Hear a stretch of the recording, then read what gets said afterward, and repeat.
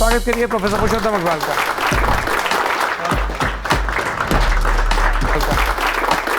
Thank you. UPSC के इम्तिहान में कामयाब होने के लिए विद्यार्थियों को क्या करना चाहिए? पढ़ाई। जेएनयू को लेके बहुत सारे मिथ्स भी चलते हैं, बहुत सारी बातें भी चलती हैं। बहुत सारे लोग कहते हैं कि जेएनयू को बंद कर दो। मेरा कहना ये है कि कोशिश ये करो कि देश में एक नहीं 50 एक शोर सबसे ज्यादा सुनाया जाता है कि साहब ये कम्युनिस्टों का अड्डा है। तो जेएनयू का साइंस स्कूल तो बहुत आरंभ से, जैसे आप हिंदुत्व की राजनीति कहते हैं, उसके कर रहे हैं। कांग्रेस ओरिएंटेड लोग भी थे, लेफ्ट ओरिएंटेड लोग भी थे, तो सब तरह के लोग थे जेएनयू। 2004 ऑनवर्ड्स आपने अपनी सहूलियत के लिए कांग्रेस की पॉलिटिक्स के साथ अपने आप को अलाइन कर लिया। इसी वजह से आपको यूपीएससी के मेंबर का प्रसाद मिला। 2006 में तत्कालीन शिक्षा मंत्री श्री अर्जुन सिंह ने उच्च शिक्षा में ओबीसी के लिए रिजर्वेशन लागू किया था। मैं लिबरल या लेफ्ट माने जाने वाले बुद्धिजीवियों में अकेला बुद्धिजीवी था जिसने उसका विरोध किया। तो उसके बाद मुझे यूपीएससी का मेंबर बनाया गया। तो आप इसे क्या कहेंगे कि आलोचना करने का प्रसाद मिला? आप कभी मिले हैं गांधी परिवार के किसी व्यक्ति से? सोनिया जी से मिला हूँ, राहुल जी से मिला। और संघ परिवार के व्यक्तियों से? अब संघ परिवार के एक व्यक्ति से मैं मिला हूँ बहुत अच्छी तरह। हालांकि आजकल संघ परिवार उन्हें अपना मानता नहीं है। ये आधुनिकता है क्या चीज? तो किस्सा यूं है कि एक कोई विवाह हो रहा था, कहीं एक बिल्ली कहीं से प्रकट हो गई और उत्पात करने लगी। तो पंडित जी ने क्या किया कि कहा कि टोकरी लेके आओ, बिल्ली को किसी तरह झपट के पकड़ा और टोकरी बिल्ली के ऊपर धर दी। अब जिन सज्जन के फेरे पड़े थे उनका लड़का बड़ा हुआ 20, 22, 24 साल का, उसके ब्याह का मौका आया। तो जब सब तैयारी हुई तो उन्होंने कहा भाई एक टोकरी और एक बिल्ली चाहिए, क्योंकि हमारे खानदान में रीत है। फिलॉसफिकली आधुनिकता की पहचान हम इस तरह करते हैं कि आपका व्यक्तित्व महत्वपूर्ण हो, आपकी जन्मजात पहचान। मनोज मुंतशिर शुक्ला, मैं अपने इर्द गिर्द की भाषा के हिसाब से हनुमान की भाषा दिखाऊंगा। नौजवान तो फिर और भी बहुत भाषा बोलते हैं, वो भी बुलवा दीजिए। तो वो सब भी आप बुलवा दीजिए रामचंद्र जी से और हनुमान जी से। इन्हीं लोगों ने वो इकोसिस्टम क्रिएट किया था कि पद्मावत को बैन कर दीजिए, क्योंकि साहब हमारी समझ के मुताबिक ठीक नहीं है। आज आदिपुरुष को बैन करने की मांग हुई। मैं किसी बैन का समर्थक नहीं हूँ, लेकिन आपने इस तरह का माहौल बनाया। रिलीजियस चीज़ों को बहुत लापरवाही के साथ और अपने पॉलिटिकल प्रोपेगेंडा के लिए इस्तेमाल किया जा रहा है। कि ये देश एक मूर्खता के तूफान की जकड़ में कैसे आया था। मुझे लगता है कि उसमें राजनेताओं से कहीं ज़्यादा योगदान मीडिया का हो। एक घटना हो जाती है तो उसे आप बहुत हाईलाइट करते हैं क्योंकि उसमें जो हत्यारा है वो एक धर्म का है। वैसी ही दूसरी घटना हो जाती है तो आप उसको चक्रवात आया है, लाखों लोगों का जीवन दांव पे लगा। स्टूडियो में तेज पंखा चला के और मतलब छाता पकड़ के हिलते डुलते आप उसे बता रहे हैं कि हम कवर करते हैं। दिस लेवल ऑफ इनसेंसिटिविटी की ह्यूमन सफरिंग। जो आप क्लासेस में कहते थे असहमति का साहस और सहमति का विवेक। यस, असहमति का साथ, सहमति का विवेक। बहुत सही आती है, बढ़िया स्टूडेंट हो।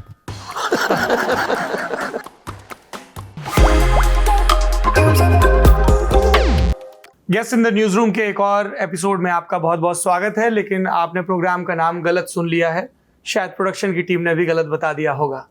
दरअसल ये है तो guest in the news room का लिफाफा, पर भीतर आपको मिलेगी मास्टर क्लास। क्योंकि guest in the news room में आज हमारे प्रोफेसर हमारे न्यूज रूम में आए हैं। प्रोफेसर जिनका नाम है पुरुषोत्तम अग्रवाल। प्रोफेसर पुरुषोत्तम अग्रवाल का कई ढंग से परिचय दिया जा सकता है, पर I keep it very simple this time. Professor Purushottam Agrawal वो हैं जिनकी ख्याति, जिनकी कीर्ति, जिनकी विद्वता के बारे में हमने सुना था मिथकों की तरह और हकीकतों की तरह। प्रोफेसर पुरुषोत्तम अग्रवाल वो व्यक्ति हैं जिनको देखकर हमें एक विद्यार्थी के तौर पर ये यकीन हुआ था कि आप हिंदी पब्लिक स्फीयर में काम करते हुए भी दुनिया भर के विद्वानों से न सिर्फ संवाद कर सकते हैं, बल्कि अपनी कहन को इतना पुख्ता रख सकते हैं कि आपकी बात को भी दुनिया भर में सुना और समझा जाए। जिस आत्मसम्मान की, जिस यकीन की, जिस मेधा की हमें ज़रूरत है हिंदी के क्षेत्र में, हमें वो सब प्रोफेसर पुरुषोत्तम अग्रवाल में नजर आई। विस्तृत परिचय है, भक्ति साहित्य पर विस्तार से काम है, भारतीय दर्शन को लेकर, भारतीय चिंतन को लेकर हमारे मन में जो सवाल उपजते हैं उन पर विस्तार से काम है। कई महत्वपूर्ण विषयों पर इनके चर्चित लेक्चर्स भी रहे हैं पब्लिक डिस्कोर्स में। इसके अलावा एक परिचय ये भी है कि ये जेएनयू में प्रोफेसर रहे, उसके पहले रामजस कॉलेज में दिल्ली यूनिवर्सिटी के प्रोफेसर रहे, जेएनयू के भारतीय भाषा केंद्र के चेयरपर्सन भी रहे, और अपने करियर के उत्तरार्ध में अगर पद के हिसाब से बात करें तो union public service commission UPSC लोक सेवा आयोग उसके मेंबर भी रहे 2007 से 2013 तक। पर 2013 में कार्यकाल जब पूरा हुआ उसके बाद भी प्रोफेसर अग्रवाल लगातार अकादमिक बहसों में सक्रिय हैं, चर्चित नाम है, अध्ययन अध्यापन जुड़ा हुआ है। फॉर्मली नहीं तो इनफॉर्मली सही। और उसी क्रम में हमने उनको इन्वाइट किया है guest in the news room में, तो ज़ोरदार तालियों से स्वागत करिए प्रोफेसर पुरुषोत्तम अग्रवाल का। Thank you.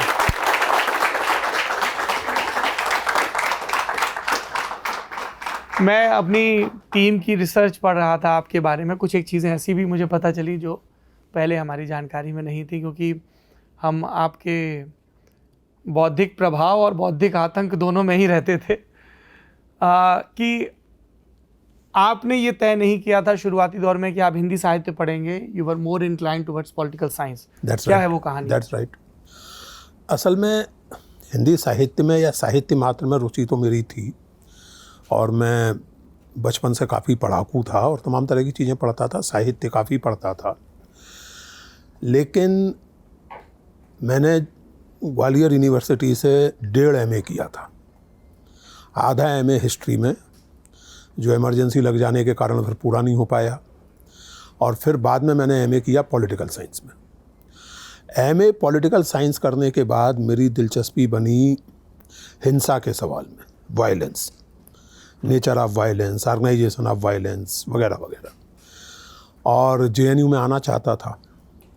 मेरे लिए ये उस समय बिल्कुल तय था कि मुझे ग्वालियर छोड़ना है, और ग्वालियर छोड़ना है तो JNU एक विकल्प था और एक आध विकल्प थे। तो JNU में जब मैंने अप्लाई किया MPhil पॉलिटिकल साइंस के लिए तो वायलेंस पर ही किया था। लेकिन चूँकि MA पॉलिटिकल साइंस में मेरी फर्स्ट क्लास नहीं थी किन्हीं भी कारणों से, तो यहाँ MA पॉलिटिकल JNU के पॉलिटिकल साइंस डिपार्टमेंट में एडमिशन तो हो जाता, इतना तो मुझे विश्वास था, लेकिन फेलोशिप संभवतः नहीं मिलती, और बिना फेलोशिप के या बिना थोड़ी बहुत आर्थिक सहायता के मेरे लिए दिल्ली में रहना असंभव था।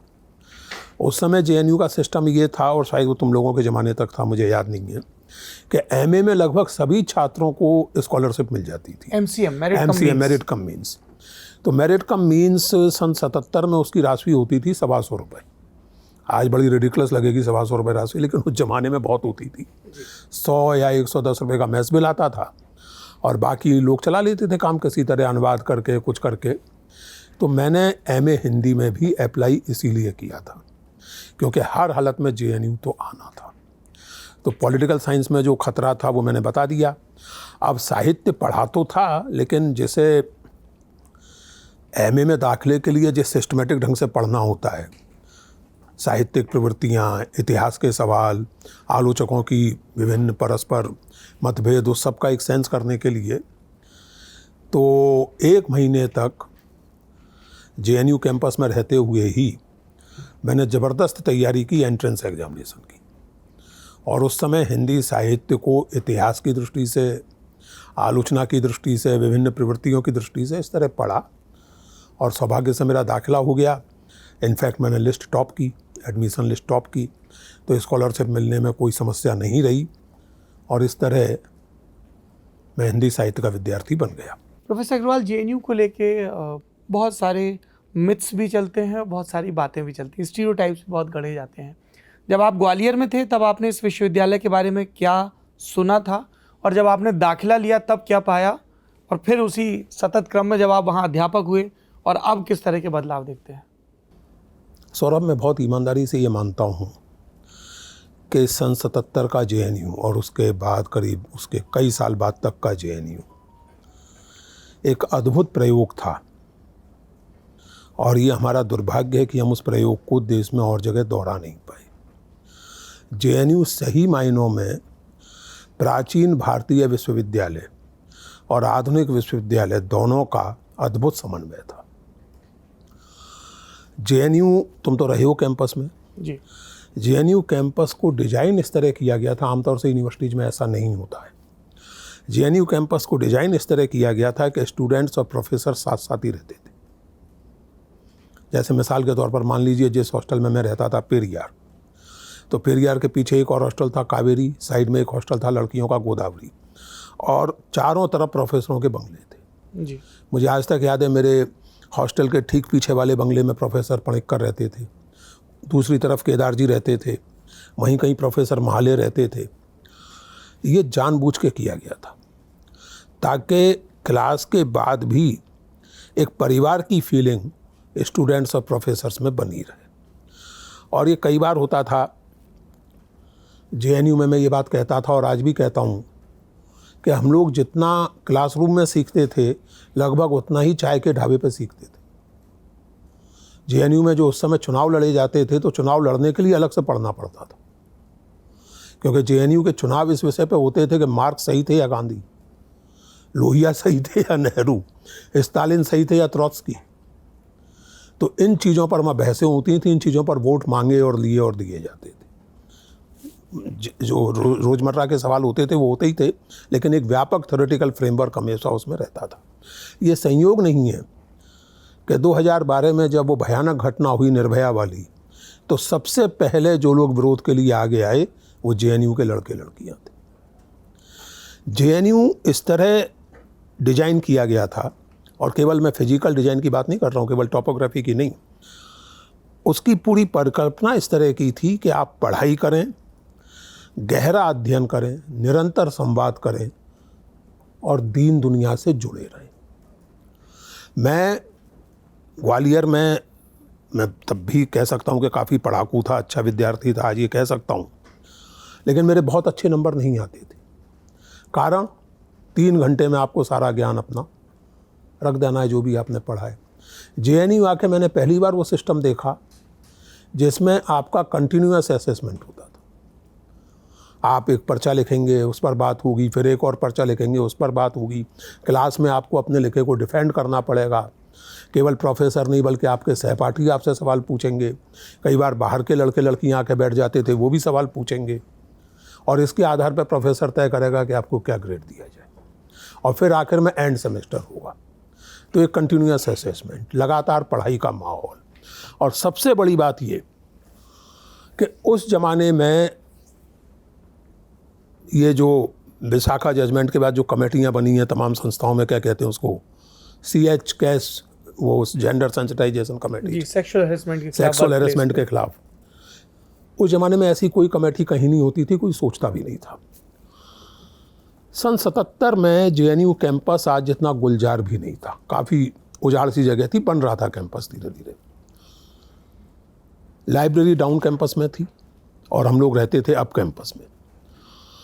उस समय के किसी भी विद्यार्थी या छात्र से, अध्यापक से आप पूछ लें, रात के 2-3 बजे तक कोई भी लड़की किसी भी समय किसी तरह की आशंका और चिंता के बिना पूरे कैंपस में कहीं भी घूम सकती थी।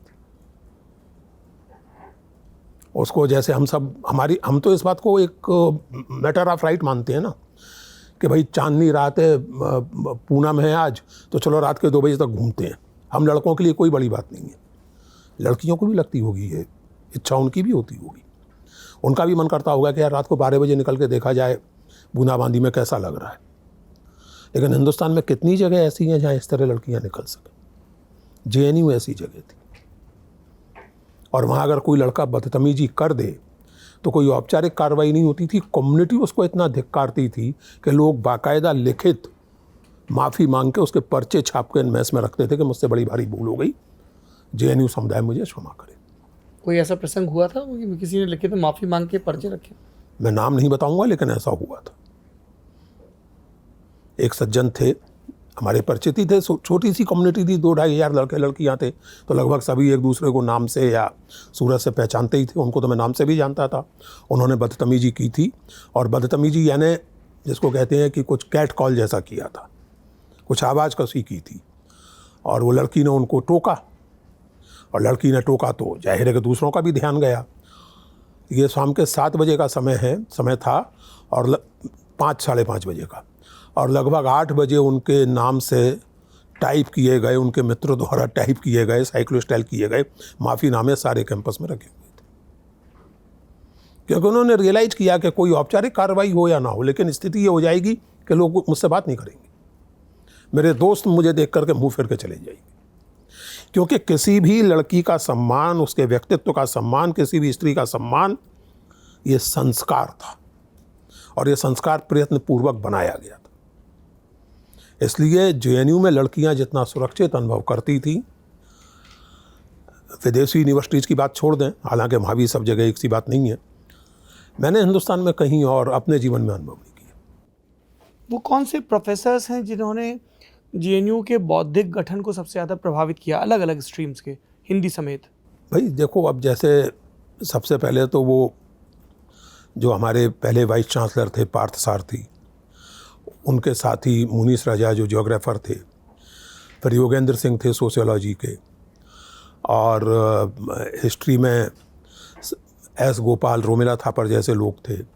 हिंदी में नामवर सिंह थे जो जल्दी ही वहाँ से बुला लिए गए थे जोधपुर से। तो एक तरह से आप कह सकते हैं कि ये आरंभिक प्रोफेसर्स थे जिन्होंने जेएनयू को इस तरह बनाया। लेकिन सबसे महत्वपूर्ण बात यह है प्रोफेसरों के अपने व्यक्तित्व, और उनके भामरी साहब थे पॉलिटिकल साइंस के। तो इस तरह के जो व्यक्तिगत योगदान तो अपनी जगह है, लेकिन महत्वपूर्ण है वो परिकल्पना जिसके तहत सब लोग काम कर रहे थे।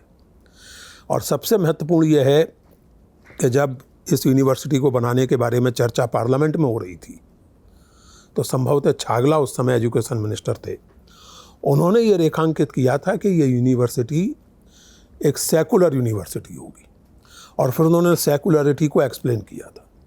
सेकुलर का मतलब, आजकल तो सेकुलर अपने आप में बड़ा पतली हालत हो गई है सेकुलर शब्द की, लेकिन वहाँ सेकुलर शब्द को एक्सप्लेन किया था छागला साहब ने कि यानी यहाँ एक ऐसा समता मूलक दृष्टिकोण विकसित करने का प्रयत्न किया जाएगा कि आपके जेंडर, आपकी नस्ल, आपकी जाति, आपके धर्म, किसी भी आधार पर आप भेदभाव का शिकार अपने आप को ना महसूस करें, आप असुरक्षित ना महसूस करें, और हर तरह के वैचारिक एडवेंचर की आपको छूट हो।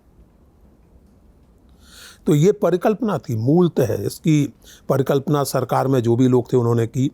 और उसके बाद पहले वाइस चांसलर को छूट दी गई अपने ढंग से चीज़ों को प्लान करने की, बनाने की। नतीजा ये था कि सिलेबस बनाने में एक डिसेंट्रलाइजेशन था।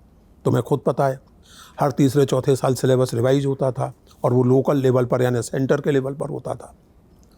जैसे मान लीजिए सेंटर ऑफ हिस्टोरिकल स्टडीज़ वाले सिलेबस में कोई नई चीज़ें लाना चाहते हैं तो लाएं, उसके बाद फिर वो बोर्ड ऑफ स्टडीज़ में डिस्कस होगा, एकेडमिक काउंसिल में डिस्कस होगा, लेकिन ये प्रक्रिया चलेगी नीचे से, ऊपर से नहीं थोपा जाएगा।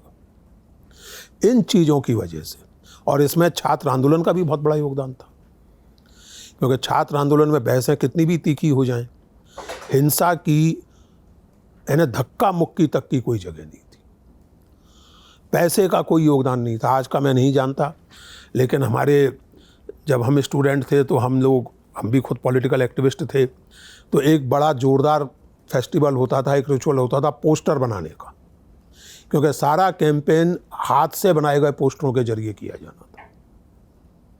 हमारे नारे हाथ से लिखे जाएंगे, दीवारों पे चिपकाए जाएंगे, हमारे उम्मीदवारों के नाम हाथ से लिखे जाएंगे, जो कुछ होगा वो हैंड रिटन पोस्टर के जरिए होगा। अगर आपने छपा हुआ पोस्टर लगा दिया तो आपके वोट गए, और इसके लिए भी कोई लिखित नियम नहीं था, ये कन्वेंशंस थे, ये संस्कार थे। चुनाव का संचालन करने के लिए खुद स्टूडेंट्स अपना इलेक्शन कमीशन चुनते थे, उसमें एडमिनिस्ट्रेशन की कोई दखलंदाजी नहीं, that's a very rare thing, और उसके अनुशासन को मानते थे। मान लीजिए आपने मुझे इलेक्शन कमिश्नर चुन लिया और फिर आपके ही खिलाफ मैंने कोई एक्शन ले लिया, तो आप इस बात पर दुखी नहीं होंगे, या होंगे तो आपको चुप रहना पड़ेगा कि यार ये मेरा दोस्त था, इसने मेरे खिलाफ एक्शन ले लिया। पंच परमेश्वर, हाँ, वो स्थिति थी। और ये सब मैंने कहा कि सायास रूप से बनाए गए संस्कार थे। और इसीलिए मैं कहता हूँ सौरभ, मैंने एक लेक्चर में कहा भी था कि बहुत सारे लोग कहते हैं कि जेएनयू को बंद कर दो। मेरा कहना ये है कि कोशिश ये करो, सपना ये देखो कि देश में एक नहीं 50 जेएनयू। जेएनयू को लेके जब जेएनयू को बंद करो जैसी बातें आती तो एक शोर सबसे ज़्यादा सुनाया जाता है कि साहब ये कम्युनिस्टों का अड्डा है, कम्युनिस्टों का गढ़ है। और फिर उस क्रिटिक की कई लेयर्स सामने आती हैं कि चूँकि यहाँ ज़्यादातर प्रोफेसर वामपंथी रुझान वाले थे, इसलिए जो वामपंथी स्टूडेंट ऑर्गेनाइजेशन है उनको पनपने का मौका मिला और फैकल्टी से बहुत एक्टिव सपोर्ट मिला। कई लोगों ने ये भी कहा कि कई स्टूडेंट्स को इसी वजह से मजबूरन जब तक वो कैंपस में थे कम्युनिस्ट रहना पड़ता था। एक क्रिटिक हुआ कि एकेडमिक तंत्र में पूरे वो इतना हावी हैं कम्युनिस्ट विचारधारा वाले कि अगर आपको एकेडमिक्स में जाना है, प्रोफेसर बनना है डीयू में, जेएनयू में, जामिया में, तो आपको उसी तंत्र के हाँ में निकलना पड़ेगा। देखिए, वैसे तो इस क्रिटिक में दम है नहीं, और इस तरह की बातें किसी भी विचार के बारे में, किसी भी व्यक्ति के बारे में कही जा सकती हैं। क्रिटिक करने वाले तो विचार की नहीं, व्यक्तियों के तंत्र की भी बात करते हैं। जैसे कहा जाता था एक ज़माने में कि साहब नामवर सिंह की मर्जी के बिना किसी हिंदी विभाग में पत्ता तक नहीं हिलता। वास्तविकता क्या है ये हम लोग जानते हैं।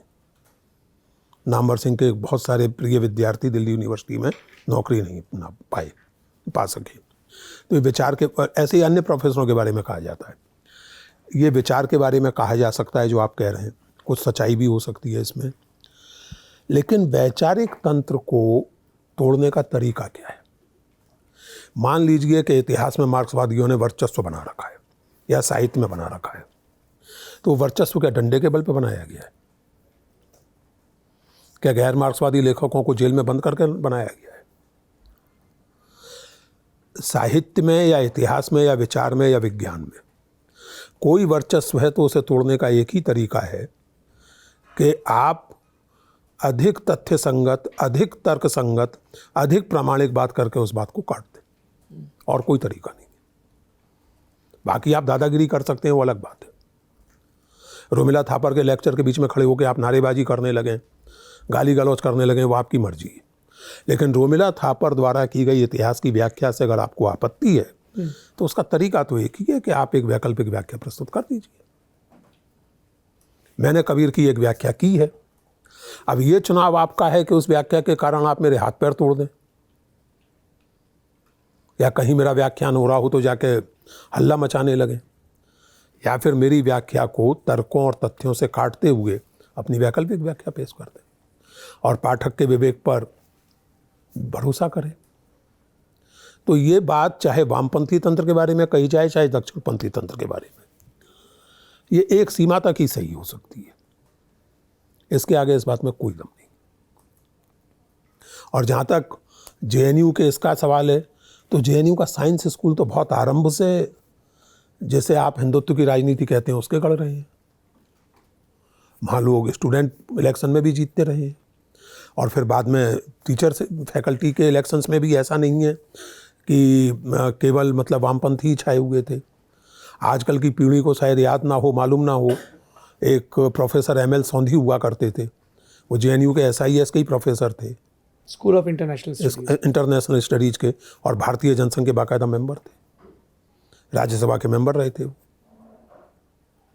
राज्यसभा में नियुक्त किए गए थे। और इस वजह से जेएनयू में उनको कोई अपमानित नहीं करता था, और वो भी इस वजह से कोई ऐसा नहीं कि साहब मेरे साथ कोई विक्टिमाइजेशन हो रहा है। तो सब तरह के लोग थे जेएनयू में। कांग्रेस ओरिएंटेड लोग भी थे, लेफ्ट ओरिएंटेड लोग भी थे, इस तरह के लोग भी थे, पॉलिटिकली न्यूट्रल लोग भी थे। प्रोफेसर, आपने कांग्रेस का जिक्र किया। आपके कई क्रिटिक कहते हैं कि you started as a comrade. आप जब जेएनयू में पढ़ते थे तब आप एक वामपंथी छात्र संगठन से जुड़े थे, चुनाव भी लड़े। फिर जब आप प्रोफेसर हुए तब भी आप उसी रुझान के प्रोफेसर रहे, लेकिन 2004 ऑनवर्ड्स आपने अपनी सहूलियत के लिए कांग्रेस की पॉलिटिक्स के साथ अपने आप को अलाइन कर लिया। और वो क्रिटिक यहाँ तक जाते हैं कहते हुए कि इसी वजह से आपको यूपीएससी के मेंबर का प्रसाद मिला। मैंने अपने आप को कांग्रेस की पॉलिटिक्स से कभी अलाइन नहीं किया। मैं आज भी अपने आप को नेहरूवियन कहता हूँ, और नेहरूवियन का अर्थ जो समझने वाले हैं वो समझते हैं। और अगर आप याद करें, आप जो कह रहे हैं उसके एक प्रमाण के तौर पर वो भी कहा जा सकता है जो मैं बताने जा रहा हूँ जी। पिछले साल 14 नवंबर को ऑल इंडिया कांग्रेस कमेटी ने एक नेहरू मेमोरियल लेक्चर ऑर्गेनाइज किया था, जिसकी अध्यक्षता नवनिर्वाचित कांग्रेस अध्यक्ष खड़गे जी कर रहे थे। वो लेक्चर मैंने दिया था। तो प्रमाण हुआ इस बात का कि मैं कांग्रेस से अलाइंड हो गया हूँ। आपने वो लेक्चर सुना है? उस लेक्चर में मैंने हर उस नीति की आलोचना की थी जो मिसाल के तौर पर स्वास्थ्य को और एजुकेशन को कमोडिटी मानती है। और मैंने कहा था कि इसमें कांग्रेस और बीजेपी से मतलब नहीं है। मैं फर्मली मानता हूँ कि एक डेमोक्रेटिक सिस्टम में प्राइमरी हेल्थ और प्राइमरी एजुकेशन मेरे लिए कमोडिटी नहीं, मेरा अनिवार्य अधिकार है। ये नेहरूवियन सोच है। इस नेहरूवियन सोच के अनुकूल अगर आज कांग्रेस की कोई पॉलिसी है तो मैं उसके साथ हूँ। इस नेहरूवियन सोच के साथ अगर भाजपा की कोई पॉलिसी होगी तो मैं उसके साथ भी हो जाऊँगा, यानी उस पॉलिसी के साथ। अब coming back to your question, 2002-03 से मैंने थोड़ा बहुत सिस्टमेटिकली प्रॉपरली नेशनल मूवमेंट को और नेहरू को, गांधी को स्टडी करना शुरू किया। और उसकी वजह से निश्चित रूप से, और जहाँ तक वामपंथ का सवाल है, तो उस तरह के संगठित वामपंथ से एक तरह की दूरी मेरे सन 80 से बन गई थी। अच्छा। सन 80 में जब अफगानिस्तान पर सोवियत संघ ने हस्तक्षेप किया तो ये मुझे बहुत अजीब लगा था। मैंने बातचीत भी की लोगों से, लेकिन जैसा होता है तो मैंने अपने आप को उससे दूर किया, क्योंकि क्रांतियों का निर्यात मुझे समझ में नहीं आता। न क्रांतियों का निर्यात समझ में आता है, न लोकतंत्र का निर्यात समझ में आता है। जैसा अमेरिका दुनिया भर में लोकतंत्र का निर्यात करता रहता है, वो मेरी समझ के बाहर की बात है। तो मैंने अपने आप को उससे डिस्टेंस किया, तो डिस्टेंसिंग तो वहीं से शुरू हो गई थी। अब उसके बाद प्रसाद वाली बात, 2006 में तत्कालीन शिक्षा मंत्री श्री अर्जुन सिंह ने उच्च शिक्षा में ओबीसी के लिए रिजर्वेशन लागू किया था। सौरभ जी, मैं लिबरल या लेफ्ट माने जाने वाले बुद्धिजीवियों में अकेला बुद्धिजीवी था जिसने उसका विरोध किया था।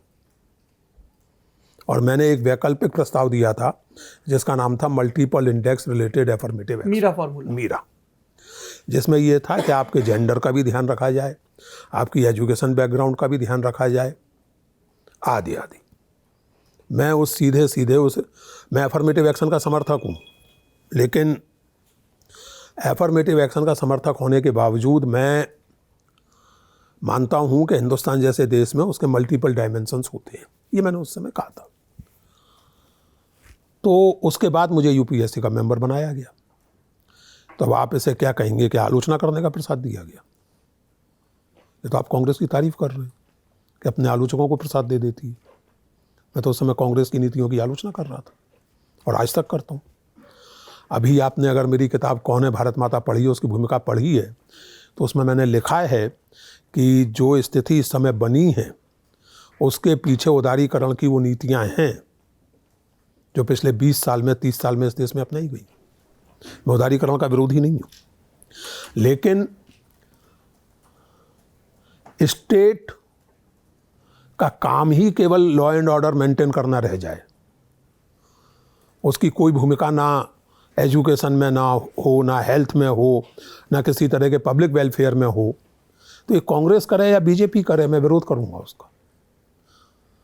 और अब ये अगर कांग्रेस वाले इसके लिए मुझे नहीं कोसते तो ये उनसे पूछिए आप, और बीजेपी वाले कोसते हैं या कोई भी कोसते हैं तो वो उनसे पूछिए। मैं कांग्रेस से कोई प्रसाद पाने के लिए मेरे विचार नहीं बदले, ना बदलेंगे कभी भी। अगर ऐसे ही बदलने होते तो बहुत सारे लोग पिछले 6-7 साल में अरेबिक सरनेम से सीधे ब्राह्मण उपनाम तक पहुंच गए। आशा आप समझ गए होंगे। अरेबिक तखल्लुस से सीधे अपने ब्राह्मण उपनाम तक पहुंच गए। मैं भी कर सकता था ऐसा जी। उनके वो विजुअल आज तक उपलब्ध हैं जिसमें वो गांधी परिवार के गुण गा रहे हैं। मैं ऐसा नहीं करता सर। आप कभी मिले हैं गांधी परिवार के किसी व्यक्ति से? हाँ, मिला हूँ। सोनिया जी से मिला हूँ, राहुल जी से मिला हूँ। और संघ परिवार के व्यक्तियों से? अब संघ परिवार तो बहुत विराट है। संघ परिवार के एक व्यक्ति से मैं मिला हूँ बहुत अच्छी तरह, उनसे मेरे अभी भी संवाद के संबंध हैं।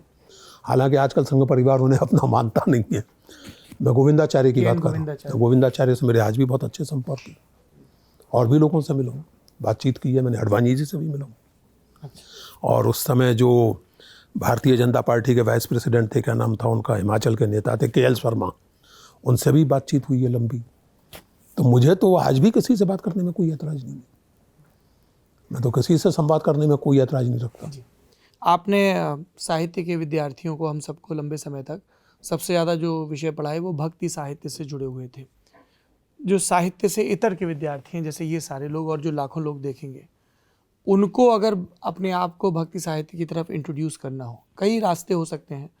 हम प्रहलाद सिंह टिपानिया का गायन सुनते हुए, शबनम विरमानी का गायन सुनते हुए, कुमार गंधर्व का गायन सुनते हुए भी दाखिल हो सकते हैं। हम आपकी लिखी लंबी भूमिकाएं पढ़ के भी दाखिल हो सकते हैं। हम बचपन की उन टेक्स्ट बुक को रिकॉल कर सकते हैं। How do you prescribe it?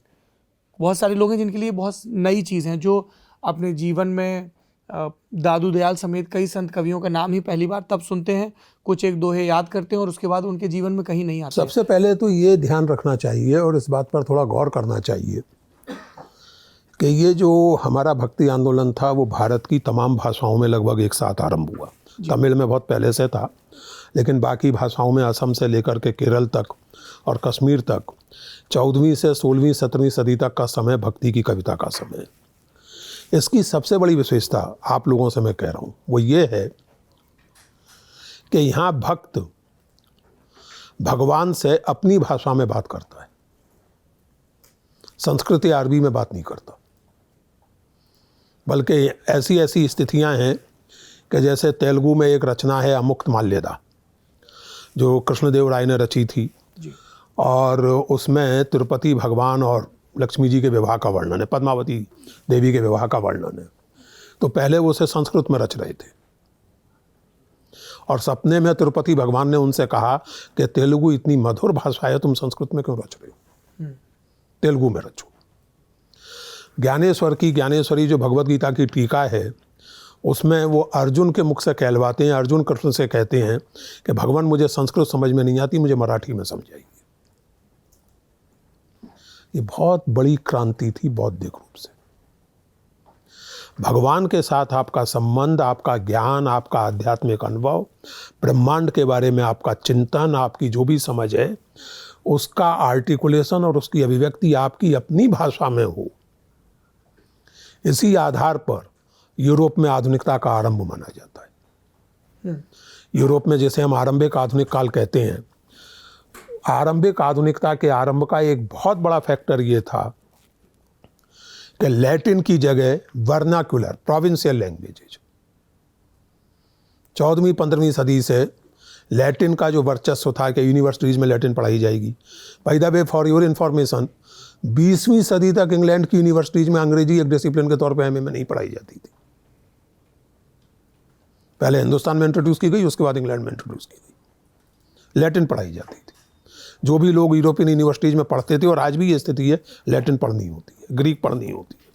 तो 14वीं 15वीं सदी में विचार का, विमर्श का, सबका माध्यम लैटिन थी।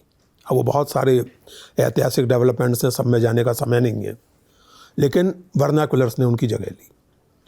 जर्मनी में जर्मन, फ्रांस में फ्रेंच, इंग्लैंड में अंग्रेजी और एंड सो ऑन। ठीक यही स्थिति भारत में हुई। और भारत में इससे भी बड़ी बात यह हुई कि यहाँ के भक्त कवियों ने प्राचीन धर्म ग्रंथों के अनुवाद नहीं किए। यूरोप में लैटिन के अनुवाद किए गए थे। भारत में ज्ञानेश्वरी गीता का अनुवाद नहीं है, रामचरितमानस वाल्मीकि रामायण का अनुवाद नहीं है, सरला दास का ओड़िया महाभारत का अनुवाद नहीं है, विष्णुदास का हिंदी महाभारत संस्कृत महाभारत का अनुवाद नहीं है। ये सब प्राचीन चली आ रही कथाओं के पुनर्रचना है, अपने अपने ढंग से, अपनी अपनी प्राथमिकताओं के मुताबिक। दूसरी ओर निर्गुण भक्त हैं, उनका तो बिल्कुल एक अलग ही स्वतंत्र अस्तित्व है। कबीर हों, दादू हों, इस तरह के तमाम निर्गुण भक्त जो हैं, वो तो सीधे सीधे कह रहे हैं कि वेद और कुरान सबसे अलग हमारा रास्ता है। हम तो अनुभव के आधार पर बात करते हैं। आप इस बात पर ध्यान दीजिए, कांट का नाम आप लोगों ने सुना होगा, मशहूर एनलाइटनमेंट फिलोसफर जी। उनका एक बहुत छोटा सा लेकिन बड़ा महत्वपूर्ण निबंध है और आम तो आसानी से इंटरनेट पर उपलब्ध है, आप देख सकते हैं। व्हाट इज एनलाइटनमेंट, ये उस निबंध का शीर्षक है। और उसका पहला ही वाक्य है, enlightenment is coming out of ट्यूटिलेज and thinking independently. इसको आप यूँ समझिए कि आप जब बच्चे हैं तो आप माँ बाप पर निर्भर होते हैं। धीरे धीरे आप एक स्वतंत्रता, एक स्वायत्तता हासिल करते हैं। उसके बाद माँ बाप आपके लिए कम महत्वपूर्ण नहीं हो जाते, लेकिन आप बात में माँ की या बाप की उंगली पकड़ के नहीं चलते। मेरा बेटा आज 35 साल का है, मैं उसके लिए कम महत्वपूर्ण नहीं हूँ, लेकिन उसे क्या पढ़ना है, क्या पहनना है, कहाँ जाना है, वो मेरे ट्यूटलेज से मुक्त है। वो मुझसे नहीं कहेगा कि पापा फलानी फिल्म दिखा लो, उसे देखनी है, देख के आएगा। ये व्यक्ति के संदर्भ में भी और समाजों के संदर्भ में भी एनलाइटनमेंट की पहली शर्त है कि आप किसी भी तरह की अथॉरिटी के ट्यूटलेज से बाहर आए। कबीर और उनके जैसे दूसरे भक्त सबसे बड़ा काम यही करते हैं कि वो किसी भी तरह की अथॉरिटी के ट्यूटलेस से बाहर आके, उस पर निर्भरता से बाहर आके अपने विवेक और अपने अनुभव के आधार पर चीज़ों को समझना चाहते हैं। और एक और बात पर ध्यान दीजिएगा आप लोग, आमतौर से महान लोगों के बारे में, आध्यात्मिक साधकों के बारे में ये होता है कि साहब एक कोई मोमेंट था जिसमें उनको एनलाइटनमेंट प्राप्त हो गया, बोधि प्राप्त हो गई, या परमात्मा ने दर्शन दे दिए। कबीर के मामले में ऐसा कुछ नहीं है। और सीखने की चीज़ यही है, कबीर के यहाँ एनलाइटनमेंट का मोमेंट नहीं है। Enlightenment is a process. हर पल एनलाइटनमेंट का पल है, हर पल सीखने का पल है, हर पल विवेक का पल है। आप मुझसे बात कर रहे हैं, मैं कुछ सीख रहा हूं, मेरा ज्ञान बढ़ रहा है, मेरी जानकारी बढ़ रही है, बात करने के ढंग में मुझे सोचने की जरूरत महसूस हो रही है। इसी तरह के दिन भर के मेरे अनुभव होंगे, सप्ताह भर के, महीने भर के, उन सब अनुभवों का कुछ असर मेरे मन पर पड़ेगा। और उससे शायद महीने भर बाद, 2 महीने बाद, आज की तारीख से शुरू करके एकाएक मुझे कुछ कौंधेगा कि हाँ ये बात है। In that sense enlightenment is a process. और कबीर को अगर आप पढ़ें, या दादू को, इस तरह के किसी भी व्यक्ति को, तो सबसे पहले तो आपको ये मालूम पड़ेगा कि ट्यूटलेस से बाहर आने का क्या मतलब है। दूसरे ये मालूम पड़ेगा कि परमात्मा से संबंध बनाने के लिए देव भाषा की या इस तरह की किसी स्पेसिफिक भाषा की ज़रूरत नहीं है। जिस ज़ुबान में आप अपनी माँ से बात करते हैं, उसी ज़ुबान में अपने भगवान से भी बात कर सकते हैं। इन भक्तों का सबसे बड़ा कंट्रीब्यूशन यही है कि उन्होंने देव भाषा की जगह भगवान से संवाद की भाषा, देश भाषा को बना दी। इसलिए, और जो मैंने आपसे कहा विवेक, अनुभव, भाई किसी भी तरह का अगर एक सार्थक मानवीय जीवन आपको जीना है तो इन चीज़ों के बिना आप जी सकते हैं क्या? आप अपने अनुभवों की लगातार उपेक्षा करते जाएं तो जिंदगी में कामयाबी मिलेगी। आपको एक आदमी ने धोखा दिया, फिर उसी ने 4 दिन बाद फिर धोखा दिया, फिर भी आप उसे दोस्त अपना मानते रहे, या उसी तरह का धोखा किसी और से खाते रहे। तो अनुभव से अगर आप नहीं सीखेंगे और अनुभव के आधार पर अगर सवाल नहीं पूछेंगे, कबीर के जिन सवालों से बहुत से लोग चिढ़ते हैं और बहुत से लोगों की भावनाएं आहत होती हैं, मैं तो उनको उद्धृत भी नहीं करना चाहूँगा, क्योंकि आप लोग या सरकार या भावना आहत वाले लोग कबीर का तो कुछ बिगाड़ नहीं सकते। मेरे हाथ पैर तोड़ दें तो कौन रोकेगा। मैं तो उद्धृत भी करने से बचूंगा कबीर को, मजाक कर रहा हूँ। लेकिन इस तरह के जो सवाल कबीर पूछते हैं वो अनुभव के सवाल। जो तू बामन बाम नहीं जाया, जो तू तुरक तुरक नहीं जाया, and he does not spare anyone. वो अपने जैसे भक्तों को भी नहीं छोड़ते। साकी सबदी कह के भूले मरम न ताहू जाना। तो एक कांस्टेंट क्रिटिकल रिफ्लेक्शन, इसके बिना कोई सार्थक मानव जीवन हो सकता है क्या? हम जब भी, और इसलिए एक मिनट जी, आप चूंकि तुमने कहा कि तमाम लोग साहित्य के विद्यार्थी नहीं हैं, स्वाभाविक है। और एक बात इसमें कह दूं कि साहित्य के विद्यार्थियों के लिए ही साहित्य पढ़ना, साहित्य के जो विद्यार्थी नहीं हैं उन्हीं का साहित्य पढ़ना ज़्यादा सार्थक है। बिल्कुल। जो साहित्य को डिग्री के लिए या नौकरी के लिए पढ़ते हैं, उनसे ज़्यादा सार्थक उन लोगों का साहित्य पढ़ना है जो ऐसे किसी इरादे से नहीं पढ़ते। और साहित्य नहीं, किसी भी तरह की पढ़ाई के लिए ये बात ध्यान रखिएगा कि सबसे सार्थक पढ़ाई वो होती है जो निरुद्देश्य की जाती है। जो किताब आप कोई इंटरव्यू देने के लिए ना पढ़ें, जो किताब आप किसी परीक्षा में पास होने के लिए ना पढ़ें, जो किताब आप किसी को इम्प्रेस करने के लिए ना पढ़ें, वो किताब पढ़ के आपने सबसे सार्थक काम किया है। क्योंकि किताब केवल अपने लिए पढ़ी है, अपने विस्तार के लिए पढ़ी। तो साहित्य इस तरह के विस्तार में बहुत मदद देता है।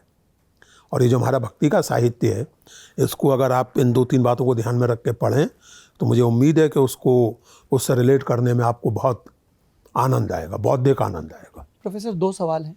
एक, जब भी हम भक्त कवियों की बात करते हैं और आज के वक्त तक आते हैं तो मॉडर्निटी शब्द बहुत इस्तेमाल होता है, आधुनिकता, आधुनिक काल।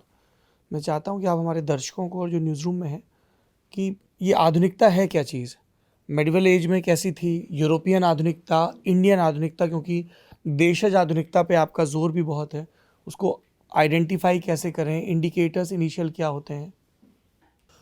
देखिए, आप दुनिया भर के इतिहास को अगर देखें और उस पर हुए विचार को देखें तो यूरोप के इतिहास में आरंभिक आधुनिकता, उसके बाद बात करते हैं हम एनलाइटनमेंट की, प्रबोधन की, उसके बाद इंडस्ट्रियलाइजेशन, और इंडस्ट्रियलाइजेशन के साथ जैसे कहिए कि पूरा आधुनिकता।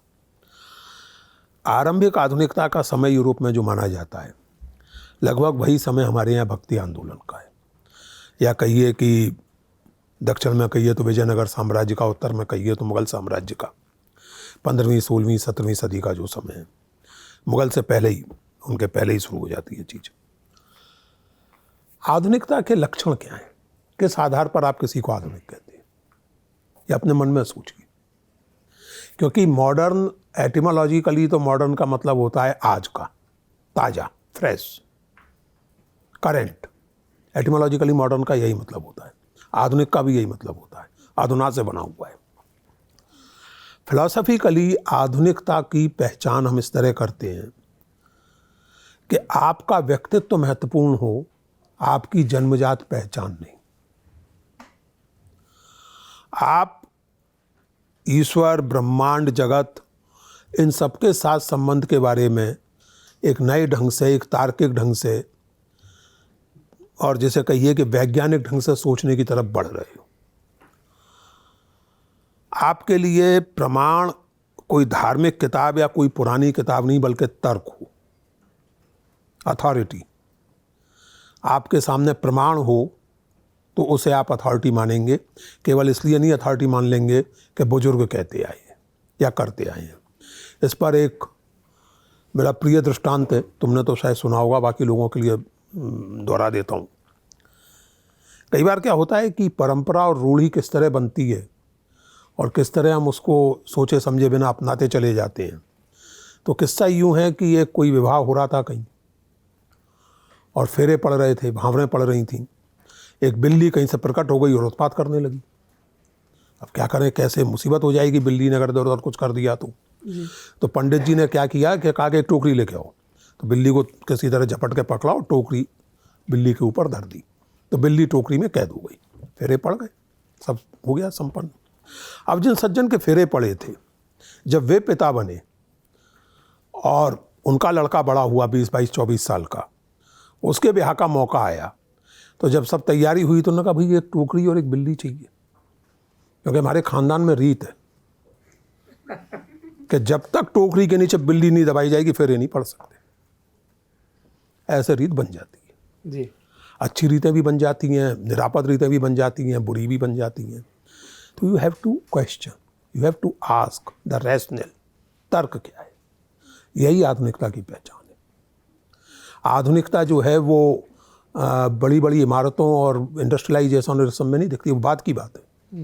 यूरोप का इतिहास आप देखिए, सबसे पहले आरंभिक आधुनिकता, जिसमें चर्च की जो मान्यताएं थीं और चर्च जिस तरह की चीज़ें मानता था और मनवाता था, जिसका सबसे लोकप्रिय और मोटा उदाहरण है जियोसेंट्रिक मॉडल, धरती ब्रह्मांड के केंद्र में। इसको कब चैलेंज किया गया? उसी दौर में जी। प्रपोज किया गया हेलियोसेंट्रिक मॉडल, धरती नहीं सूर्य जो है वो सौरमंडल के केंद्र में है। ठीक है, इसकी वजह से लोगों ने झेला भी। इसी तरह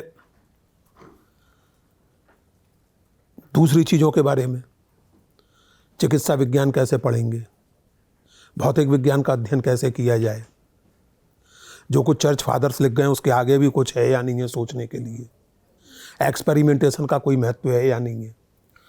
ये सब चीज़ें, यानी कुल मिलाकर के एक तो व्यक्ति सत्ता, कि मेरा महत्व मेरे व्यक्ति होने में है, मैं जो भी हूँ अच्छा या बुरा वो आप मेरे व्यक्तित्व के आधार पर तय कीजिए।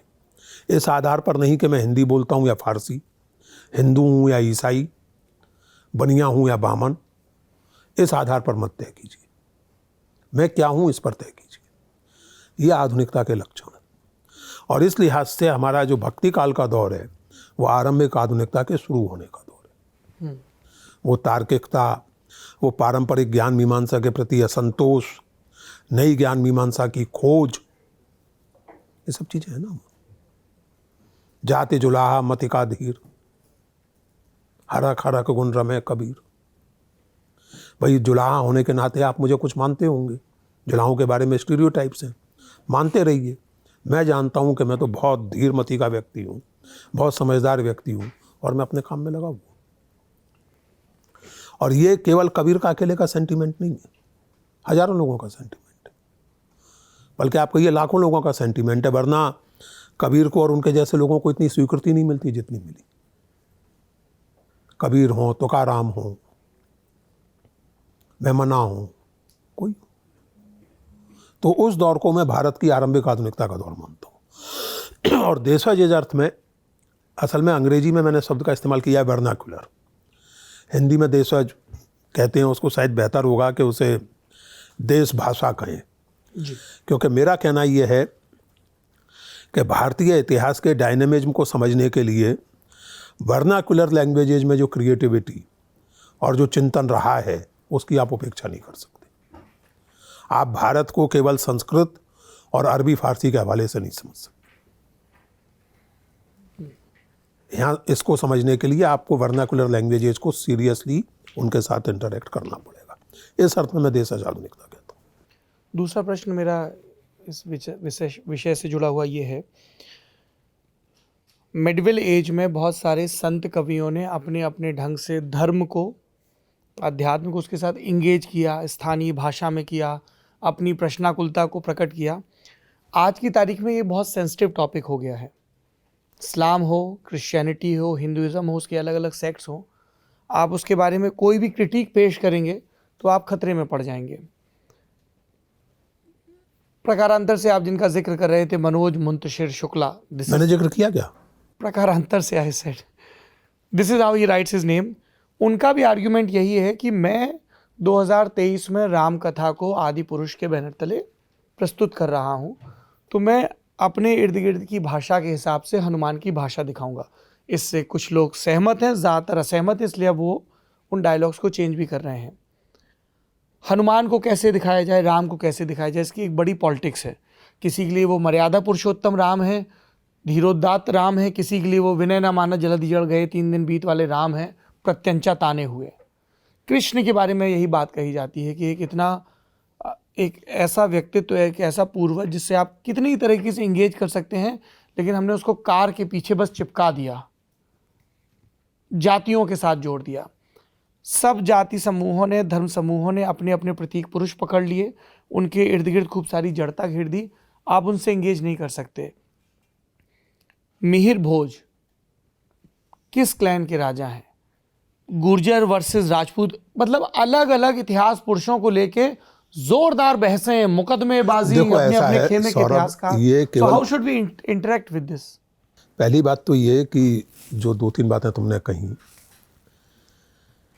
आप नौजवानों की, मैंने भाईदा वो फिल्म देखी नहीं है और संभवतः देखूंगा भी नहीं, समय की कमी है, लेकिन आप नौजवानों की भाषा में रामायण लिखें, बहुत अच्छी बात है, लेकिन आप रामायण लिख रहे हैं, इस बात का भी तो ध्यान रखें।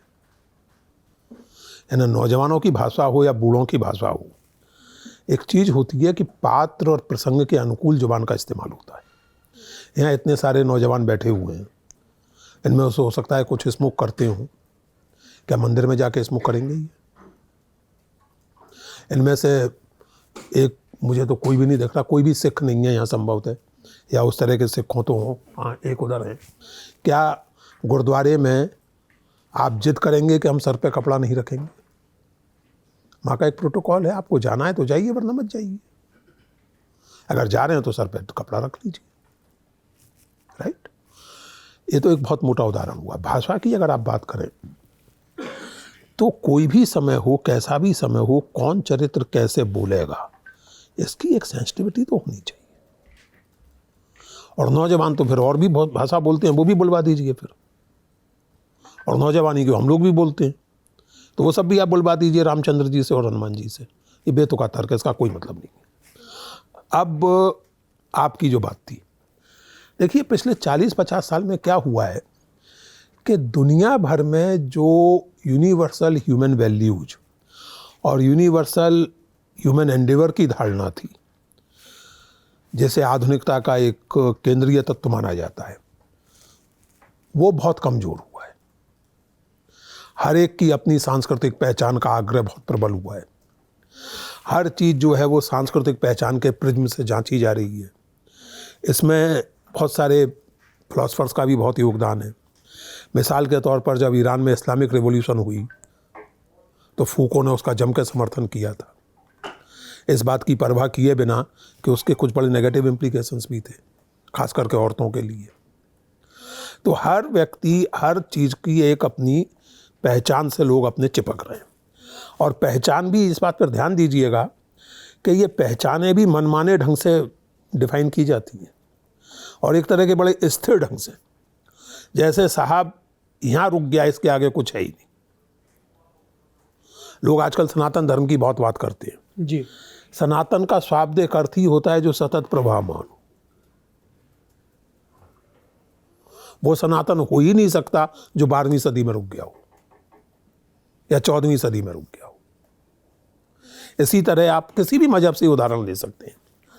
आप बाइबल के उद्धरणों के आधार पर, अमेरिका में घनघोर डिबेट इस समय चल रही है और डेमोक्रेटिक एडमिनिस्ट्रेशन होने के बावजूद कुछ स्टेट्स में और जुडिशरी के कुछ हिस्से स्त्रियों को गर्भपात का अधिकार देने के लिए तैयार नहीं, चाहे किसी भी वजह से, रेप के कारण हो गया हो, कैसे भी हो गया हो, लेकिन क्योंकि साहब, तो ये जो जड़ता है ये, और इसके साथ फिर आपने अपनी पहचान का एक मोह जोड़ दिया है, जिसके कारण वो स्थितियां पैदा होती हैं जो आपने संकेत किया कि मेहर भोज अंततः किसके हीरो है। और इससे एंगेज करने का एक ही तरीका है, वो ये कि एंगेज करते समय आप स्वयं, यानी मैं और आप, खुद उस बेसिक यूनिवर्सल ह्यूमन आइडेंटिटी और ह्यूमन प्रिंसिपल का ध्यान रखें। यानी जब हम किसी बात की आलोचना करें तो फिर उसकी समग्रता में करें, किसी बात की प्रशंसा करें तो वो भी उसी तरह करें। अब जैसे आप ही के कहने पर मैंने वो टिप्पणी की थी रामचरितमानस पर बैन की जब बात की जा रही थी, तो उसकी वजह से सोशल मीडिया पर मुझे काफ़ी गालियाँ भी खानी पड़ी। रामचरितमानस में ऐसा बहुत कुछ है जो आपको आज आपत्तिजनक लगेगा, लेकिन ऐसा बहुत सी सम्मानित किताबों में, केवल मानस में नहीं। और अगर आप एक किताब बैन करेंगे तो बाई लॉजिक आप दूसरी किताबों को बैन करने का समर्थन कर रहे हैं। यानी आज इसी फिल्म की जब आप बात कर रहे हैं, इन्हीं लोगों ने वो इकोसिस्टम क्रिएट किया था कि पद्मावत को बैन कर दीजिए जी, क्योंकि साहब हमारी समझ के मुताबिक ठीक नहीं है, फलानी फिल्म को बैन कर दीजिए, डिकानी को बैन कर दीजिए। आज आदिपुरुष को बैन करने की मांग हो रही है, क्यों नहीं होगी? मैं किसी बैन का समर्थक नहीं हूँ भाई दवे, मैं आदिपुरुष फिल्म को भी बैन करने का समर्थक नहीं हूँ, लेकिन आपने इस तरह का माहौल बनाया और जब खुद पर आ गई तो आप परेशान हो रहे। इसलिए सबसे पहले तो आपको ये ध्यान रखना पड़ेगा इस तरह की प्रवृत्तियों से एंगेज करने के लिए कि आपके अपने भीतर एक मॉरल, एथिकल, इंटेलेक्चुअल कंसिस्टेंसी हो, तभी आप एंगेज कर सकते हैं। मैं अपनी किताबों में बार बार लिख चुका हूँ और अपने कबीर, गांधी, नेहरू ये मेरे हीरो हैं, सब जानते हैं। मैं इनसे भी क्रिटिकली एंगेज करता हूँ।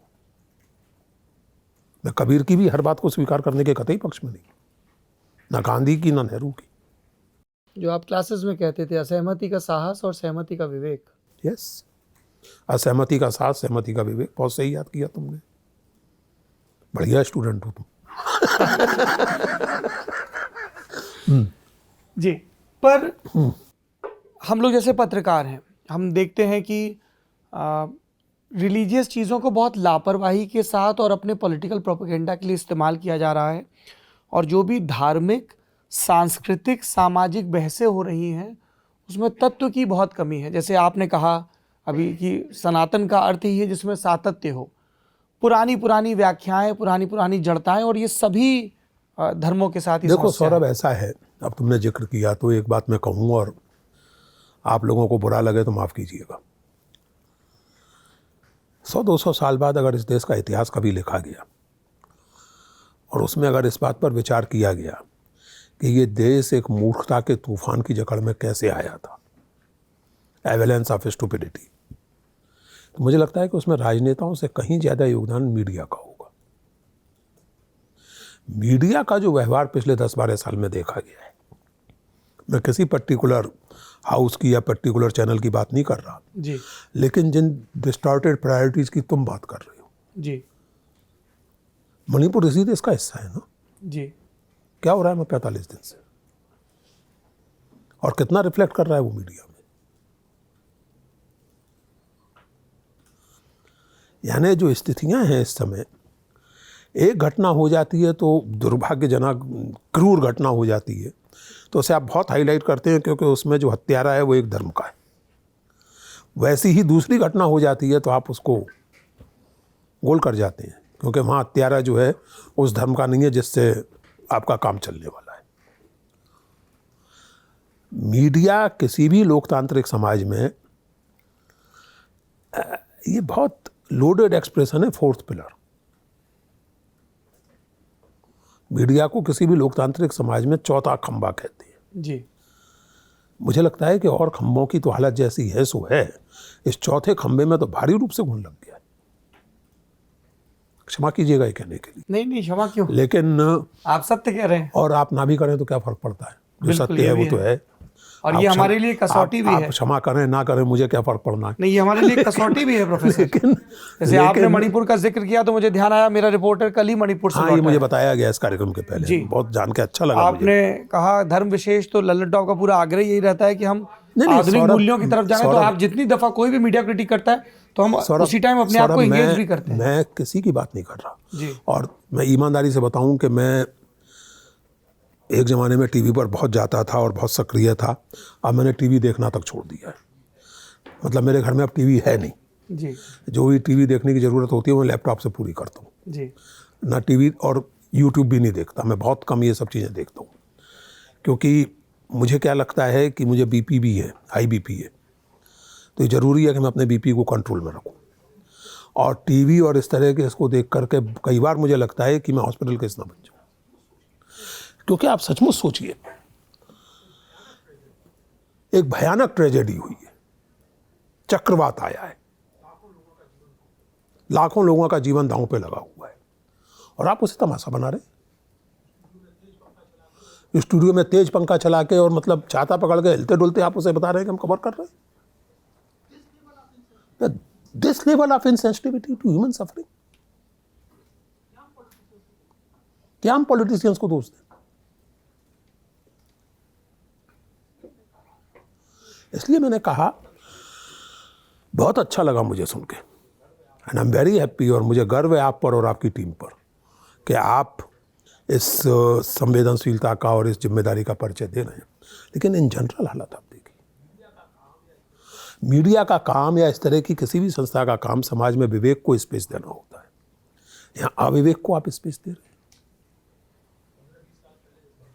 15-20 साल पहले इस बात पर हंसी होती थी, चुटकुले बनते थे कि साहब फलाना चैनल तो इस बात के लिए जाना जाता है कि वो नाग नागिन का रोमांस दिखाता है, नाम लेते थे लोग। आज तो हालत ये है कि ऐसा चैनल खोजना मुश्किल है जो इन चीज़ों के लिए ना जाना जाता हो। कहीं मतलब ऑक्सीजन कहीं से, कहीं गाय की क्या वो गाय की सांस में ऑक्सीजन होती है, कहीं नोटों में चिप होती है, कहीं हनुमान जी के पाँव के चिन्ह होते हैं। या तो इन चीज़ों, हनुमान जी के पाँव के चिन्ह हो सकते हैं, मुझे कोई ऐतराज़ नहीं है उसमें, but then cover it seriously. Archaeologist को बुलाइए, इतिहासकार को बुलाइए, बात करवाइए उस पर, एनलाइटन कीजिए जनता को। हम इसी देश के निवासी हैं भाई, और हम भी एक ज़माने में तुम्हारी उम्र के थे। हमने बहुत सारी सूचनाएं और जानकारियां मीडिया से ही प्राप्त की हैं। आज हालत ये है कि कोई भी समझदार पेरेंट अपने बच्चों से कहेगा कि भैया टेलीविज़न पर सुनी हुई बात स्कूल के इम्तिहान में मत लिख देना, ये संभावना पूरी है कि नंबर कट जाएंगे। तो इसलिए पॉलिटिशियंस वगैरह को कोसना तो सबको अच्छा लगता है क्योंकि पावर है उनके पास। जी, मीडिया वालों को थोड़ा सा आत्मनिरीक्षण भी करना चाहिए। बिल्कुल, पूरी तरह सहमत। आप यूपीएससी के मेंबर रहे। जब हमने आपकी आमद की जानकारी सोशल मीडिया पे दर्ज कराई तो बहुत सारे सवाल आए उससे जुड़े। आपके यूपीएससी मेंबर रहते हुए एक बड़ा बदलाव आया था सीसेट का, राइट। जिसके पक्ष विपक्ष में बहुत सारे तर्क दिए जाते हैं। आपका क्या सोचना है इसके बारे में? मुझे मेरा यूपीएससी का कार्यकाल सन 13 में समाप्त हो गया था जी। 10 साल हो गए। और सीसेट जिन इरादों से लाया गया था वो कितने कामयाब हुए कितने नाकामयाब हुए, इसका या तो किसी ने अध्ययन किया हो तो मेरी जानकारी में नहीं है। लेकिन मैं मोटे तौर पे एक बात कह सकता हूँ कि ये चिंता सही है और इसके प्रति मेरी पूरी हमदर्दी है कि सीसेट आने के बाद ह्यूमैनिटीज़ सब्जेक्ट्स का पार्टिसिपेशन घटा सिलेक्शन में, हिंदी और दूसरी भारतीय भाषाओं का पार्टिसिपेशन भी घटा। ये चिंताजनक है और इसके लिए उचित कदम उठाए जाने चाहिए थे, उठाए जाने चाहिए, अभी भी उठाए जा सकते हैं। हैविंग सेड दैट, आप सब लोग पत्रकार हैं और हिंदी के ही पत्रकार हैं। आपका काम अंग्रेजी और कंप्यूटर के बिना चल जाता है? बिल्कुल भी नहीं। आप 21वीं सदी में भारतीय प्रशासन में शामिल होना चाहते हैं तो एक बुनियादी कंप्यूटर लिटरेसी, बुनियादी न्यूमरेसी और अंग्रेजी, आप इसको अच्छा माने बुरा माने, ये सच्चाई। इसलिए मैंने आप लोगों से पूछा, आप सब हिंदी के पत्रकार हैं, इसलिए जो समस्याएं हैं उनको एड्रेस किया जाना चाहिए। और परिवर्तन देखा भी है, क्योंकि इस साल मैं तो बहुत ज़्यादा ध्यान देता नहीं इन चीज़ों पर, लेकिन ये फिर भी मुझे ख्याल है कि इस साल जो 3-4 टॉपर लड़कियां हैं वो शायद ह्यूमैनिटीज़ की हैं और ह्यूमैनिटीज़ के बाकी लोग भी बहुत सिलेक्ट हुए हैं। तो उसकी समस्याओं की आलोचना करना, उन पर सरकार का ध्यान दिलाना और सरकार उनको एड्रेस करे, ये मांग करना बहुत सही है। लेकिन ये कहना कि ये परिवर्तन अपने आप में नाजायज़ था, इससे सहमत होना मेरे लिए मुश्किल होगा। किस तरह की क्वेरीज आती हैं अभी आपके पास यूपीएससी को लेकर, जो कि आप 6 साल मेंबर रहे? क्योंकि हम लोग देखते हैं बज़ बहुत होता है, इंटरव्यू कैसे होते हैं, नंबर कैसे मिलते हैं, किसका बोर्ड कैसा। मैं 25 तरह की क्वेरीज आती हैं, उसी तरह की जो तुम कह रहे हो कि साहब फलाने का टेम्परामेंट कैसा है, बोर्ड मेंबर्स कैसे सिलेक्ट किए जाते हैं, क्या होता है। पब्लिक स्पीचेज में लोग पूछ लेते हैं, निजी बातचीत में भी पूछ लेते हैं, कहीं एकेडमिक लेक्चर में भी लोग पूछ लेते हैं। मेरा इस पर एक ही उत्तर होता है, नो उत्तर, कुछ नहीं बताऊंगा। फॉर द सिंपल रीजन कि जब आप यूपीएससी के मेंबर बनते हैं तो आप एक शपथ लेते हैं, पद और गोपनीयता की। यूपीएससी की सदस्यता एक संवैधानिक पद है, it's a constitutional post.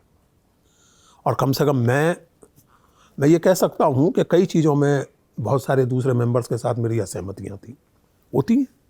Commission की मीटिंग्स होती हैं, उसमें फैसले कंसेंसस से होते हैं, असहमतियाँ भी होती हैं।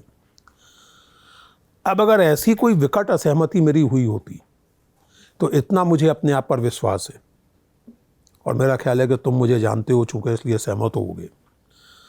कोई विकट असहमति ऐसी हुई होती जो असहनीय होती तो मैं इस्तीफा दे देता। लेकिन असहमतियों के बावजूद अगर आप कंसेंसस के हिस्से हैं तो उसके बाद उस पर कोई टीका टिप्पणी करने का कोई मतलब नहीं, नंबर 1। नंबर 2, जो सामान्य बातें हैं उनके बारे में बात की जा सकती है, मैं कर भी लेता हूँ। लेकिन अब साहब वो नंबर कैसे दिए जाते हैं, प्रोसेस क्या होती है, नहीं उसके बारे में हम पूछेंगे भी नहीं आपसे। नहीं आप पूछेंगे, मैं बताऊंगा नहीं, आपको पूछने का अधिकार है, मैं कहूँगा नो कमेंट, खत्म बात। पर ये जो इस तरीके की चीज़ है कि साहब टाई पहने कि शर्ट पहने, ये करें तो वो करें, वो बहुत मिथ चलते हैं। अब ये तो कोचिंग और ये आपकी किसी गोपनीयता का उल्लंघन भी नहीं करते हैं, इसका जवाब? देखो, किसी भी नौकरी की तरह इस नौकरी में भी, चूंकि एक खास तरह की नौकरी है, तो जैसे कहते हैं स्मार्ट टर्नआउट, उतना ही एक्सपेक्ट किया जाता है। अब आप 3-4 दिन की दाढ़ी बढ़ा के गुलजार बने चले आए वहाँ, तो अच्छा इंप्रेशन तो नहीं छोड़ेंगे, सीधी सी बात है, क्योंकि आप पोएट बनने तो आए नहीं है। तो आप कुछ भी पहन के आए, कैसे भी आए, लेकिन एक स्मार्ट टर्नआउट हो, आपके साफ सुथरे कपड़े हों, आपके चलने फिरने में एक ठहराव और आत्मविश्वास हो, दैट्स ऑल। बाकी टाई का रंग कौन सा हो, कोट का रंग कौन सा हो, भगवान जाने, मैं कुछ नहीं जानता इस बारे में। मैं सूट पहनता था, लेकिन जिन दिनों इंटरव्यूज होते उन दिनों सूट पहनना मेरे बूते का रोग नहीं था, क्योंकि गर्मी में होते ग्रेट। ऐसा कुछ नहीं है। मेरे कुछ सवाल बाकी हैं, लेकिन एक बार मैं ऑडियंस के सवाल के लिए माइक जरूर। पे। सर मेरे 2 सवाल हैं। एक तो आपने भक्ति, आपका शुभ नाम? मेरा नाम साकेत है। एक तो आपने भक्ति जो काल है उसको आधुनिकता का काल बताया है, लेकिन उसके पहले आरंभिक आधुनिकता। आरंभिक आधुनिकता, लेकिन उसके पहले हमारे यहाँ बुद्ध हुए, महावीर हुए, और उसके पहले भी चारवाक का दर्शन आया था। मैं इतिहास का विद्यार्थी नहीं हूँ, ये समझना चाहता हूँ कि वो क्या था। वो लोग भी तार्किक बातें करते थे। हाँ, ये आपने बड़ा अच्छा सवाल पूछा है। ये स्पष्ट करना जरूरी है कि केवल तार्किक बातें नहीं, बल्कि जो एक सामाजिक आधार होता है, जिसमें आधुनिकता के विकास में बहुत बड़ी भूमिका व्यापार के निर्णायक विस्तार की होती है। तो जो हमारा 15वीं-16वीं सदी का हिंदुस्तान है, उसमें व्यापार का बहुत विस्तार होता है और कृषि संबंधों तक पर व्यापार का असर पड़ता है।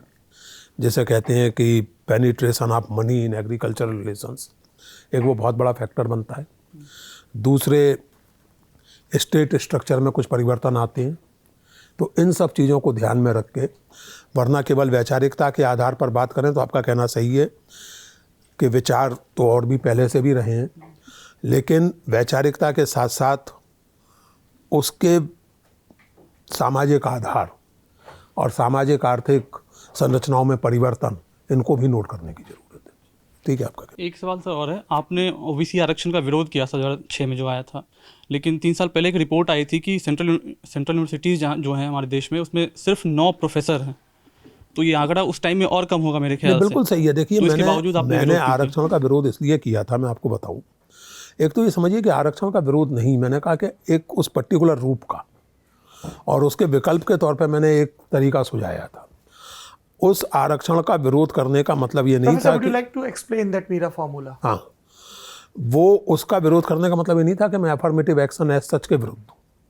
मेरा प्रस्ताव ये था कि देखिए, भारत में जो डिसेबिलिटीज आपके ऊपर होती हैं, वो जाति के साथ साथ और चीज़ों की भी होती है। जैसे जेंडर की एक डिसेबिलिटी होती है, आपकी एजुकेशनल बैकग्राउंड की एक डिसेबिलिटी होती है, आपके आर्थिक बैकग्राउंड की एक डिसेबिलिटी होती है। तो मैंने एक फार्मूला बनाने की कोशिश की थी, जिसको नाम दिया था multiple index related affirmative action, कि किसी भी व्यक्ति को अगर आप एफर्मेटिव एक्शन का फ़ायदा पहुंचाना चाहते हैं तो कुछ उसमें एक स्केल बनाइए, एक पॉइंट बनाइए कि आप अगर इस पिछड़ी जाति के हैं तो आपको इतने पॉइंट मिलेंगे, लेट अस से आपको 10 पॉइंट मिलेंगे। लेकिन अगर आप उसी पिछड़ी जाति की लड़की हैं तो आपको 12 पॉइंट मिलेंगे, 2 पॉइंट और मिलेंगे क्योंकि आप लड़की भी हैं। अगर आपकी पढ़ाई किसी देहाती स्कूल में हुई है तो आपको 2 पॉइंट और मिलेंगे, क्योंकि लड़की होने के साथ साथ आपकी पढ़ाई भी एक अंडर प्रिविलेज्ड उसमें हुई है। तो वो आरक्षण का एज सच विरोध नहीं था, बल्कि उसको थोड़ा बेहतर करने की कोशिश थी। अब चूंकि वो बहुत से लोगों को स्वीकार नहीं हुआ, पॉलिटिकल फोर्सेस को कतई स्वीकार नहीं हुआ, तो ठीक है। मैं अगर यूँ कहा जाए कि अगर चुनाव केवल इस बीच में हो कि कोई तीसरा रास्ता नहीं है, कोई अफर्मेटिव एक्शन की बात नहीं है, या तो आप आरक्षण के समर्थक हैं या विरोधी हैं, अगर सवाल इस तरह क्रिएट किया जाए तो मैं समर्थक हूँ। सर सवाल के 2 हिस्से हैं। पहले हिस्से में तो उस बेसिक समस्या को समझने की कोशिश है कि एक बात कही जाती है कि शिक्षा का जो मुख्य उद्देश्य है वो सेंसिटिविटी क्रिएट करना होता है, और भावनात्मकता जो है, जो भावना है, वो बहुत अच्छी चीज़ है। लेकिन हम ये भी देखते हैं कि जितनी सेंसिटिविटी कम हुई है, इस बात की शिकायत होती है कि सेंसिटिविटी कम हुई है, लेकिन भावनात्मक रूप से आहत होने की स्थितियां बढ़ी हैं। 2016 का मुझे एक आर्टिकल याद आता है आपका, जिसमें आपने एक टर्म यूज़ किया था, आहत भावना आयोग, और उसके बाद वो बना कि नहीं बना, लेकिन आपने अपने तई एक उपन्यास में उसको बना दिया, National Commission of Hurt Sentiments, Nakohas नाम का उपन्यास।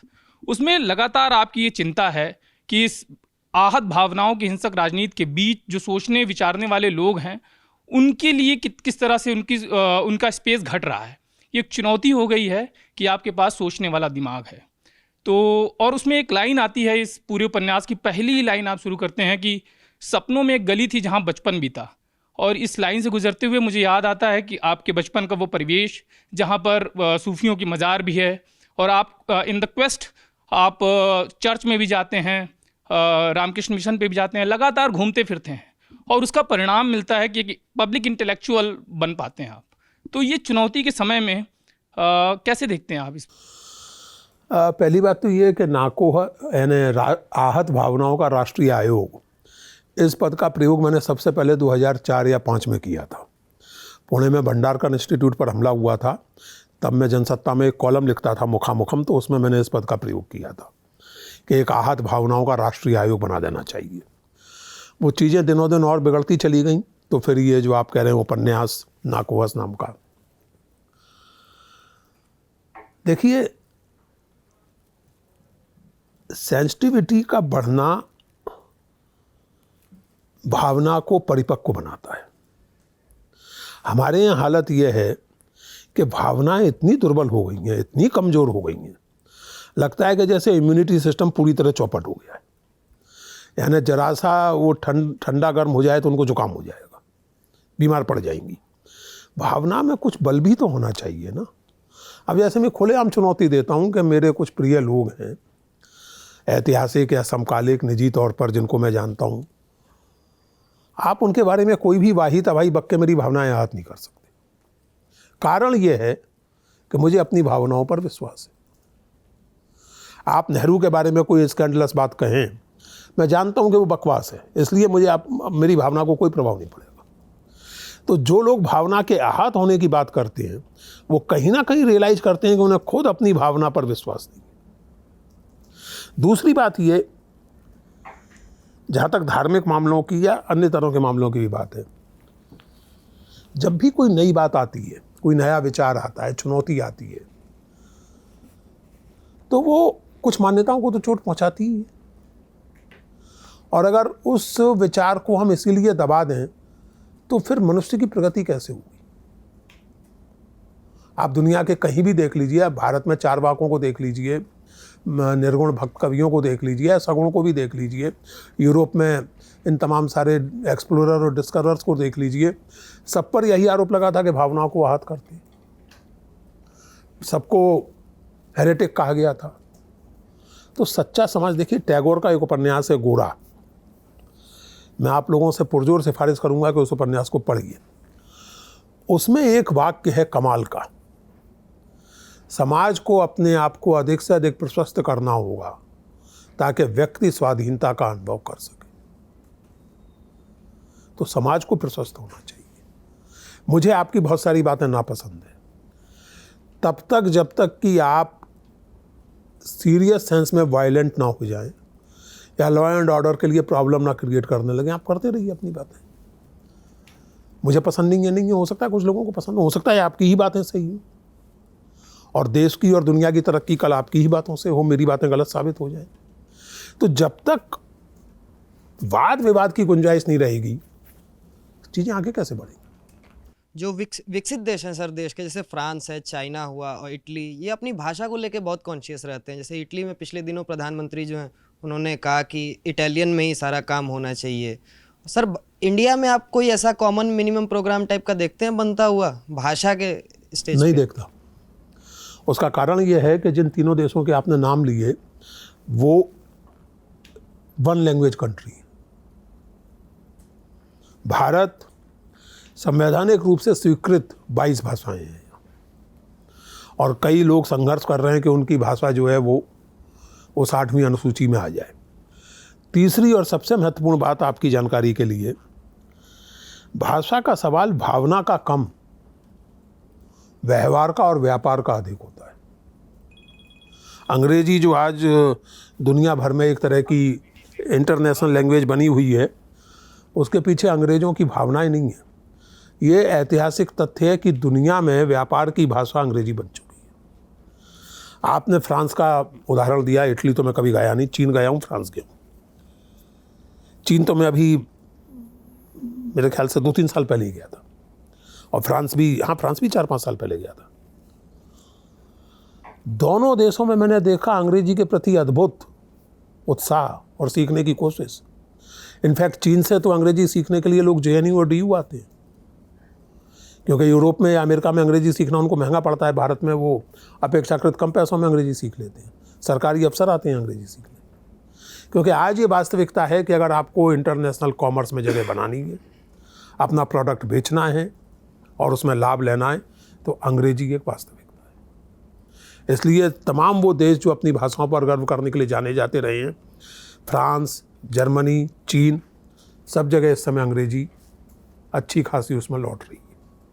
और भारत में तो इस तरह की एक भाषा का वो संभव ही नहीं।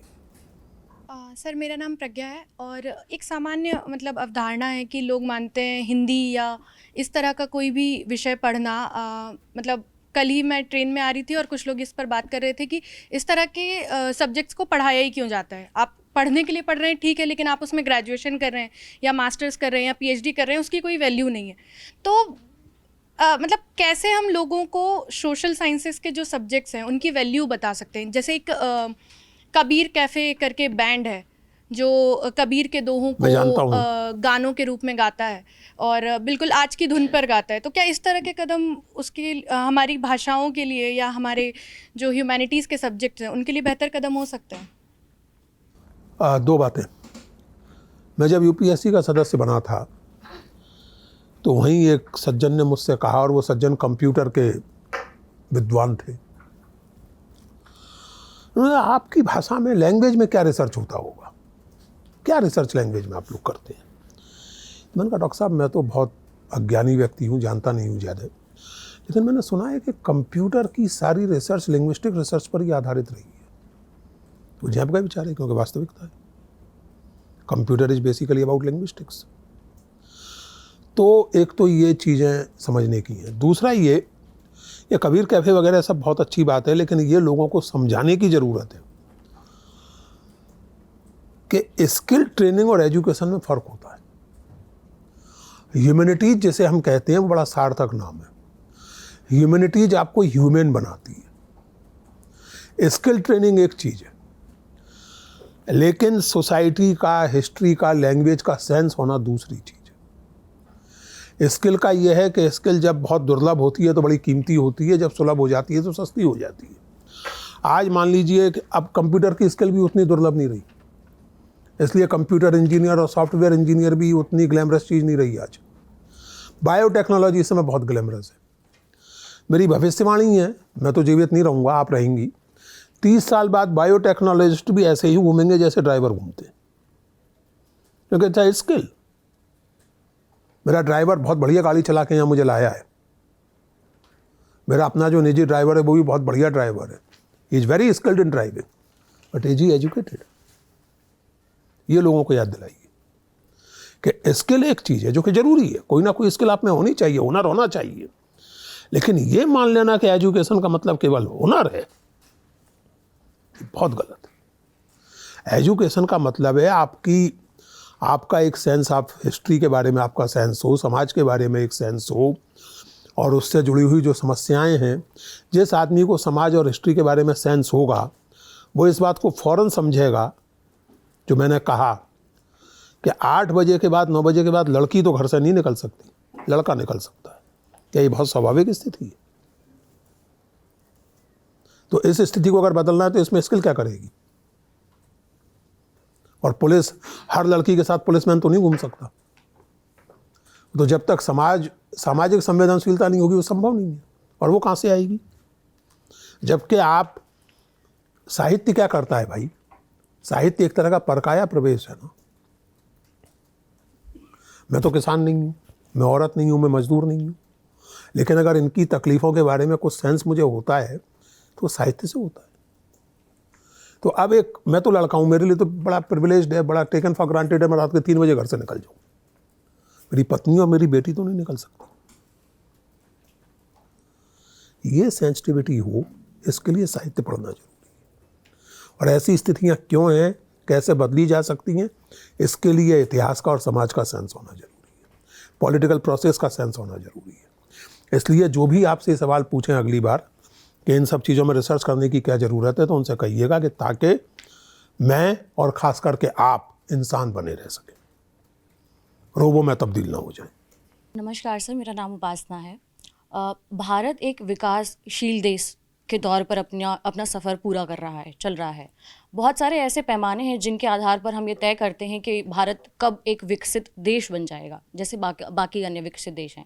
इन पैमानों में, इन मानकों में हम अर्थव्यवस्था के तमाम मानकों को देखते हैं, तमाम अन्य चीज़ों को देखते हैं, इंफ्रास्ट्रक्चर हो गया, रियल एस्टेट हो गया। लेकिन जो बौद्धिक स्तर पर जो एक पैमाना होना चाहिए कि हम फिजिकल मटेरियलिस्टिक चीज़ों में हम आगे बढ़ रहे हैं, लेकिन हम एज ए ह्यूमन इंटरनली हम कितना आगे बढ़ रहे हैं, इसका पैमाना कहीं किसी देश ने नहीं रखा है। शायद जो विकसित देश हैं वो भी इसका हर्जाना भुगत रहे हैं कि वो आज एक डेवलप्ड स्टेट होने के बावजूद एक क्राइसिस महसूस कर रहे हैं। और भारत एक ऐसा देश रहा है जो रिच रहा है अपनी संस्कृति में, अपने धर्म में, शास्त्रार्थ में, लेकिन इसके बावजूद हम क्यों नहीं उन चीज़ों पर फोकस कर पा रहे हैं, उन चीज़ों को वैल्यू दे पा रहे हैं, जबकि हो उल्टा रहा है कि जो थोड़े बहुत सोचने समझने की क्षमता रखते हैं, जैसा आपने कहा, उन्हें दबाने की कोशिश की जा रही है ताकि ये जो लोग हैं, ये स्पीसीज़ है, ये और ज़्यादा बढ़े ना, लोगों में और ज़्यादा चेतना फैले ना वो और ज़्यादा सवाल करें। ऐसा क्यों हो रहा है? आपके सवाल में ही जवाब नहीं देते। ऐसा इसलिए हो रहा है क्योंकि अगर चेतना बढ़ेगी, विस्तार होगा तो लोग सवाल पूछेंगे, और जो स्ट्रक्चर क्रिएट किए जा रहे हैं, जो क्रिएट हुए हैं, उन पर संदेह किए जाएंगे।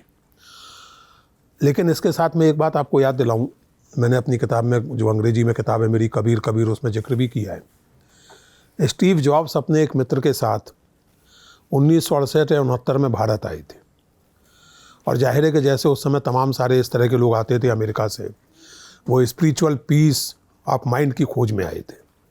लेकिन जब भारत आए तो उन्हें बड़ा भारी धक्का लगा, क्योंकि 68-69 के भारत के गरीबी की कल्पना तक कैलिफोर्निया के उस मिडिल क्लास नौजवान की वाइल्डेस्ट इमेजिनेशन के परे थी।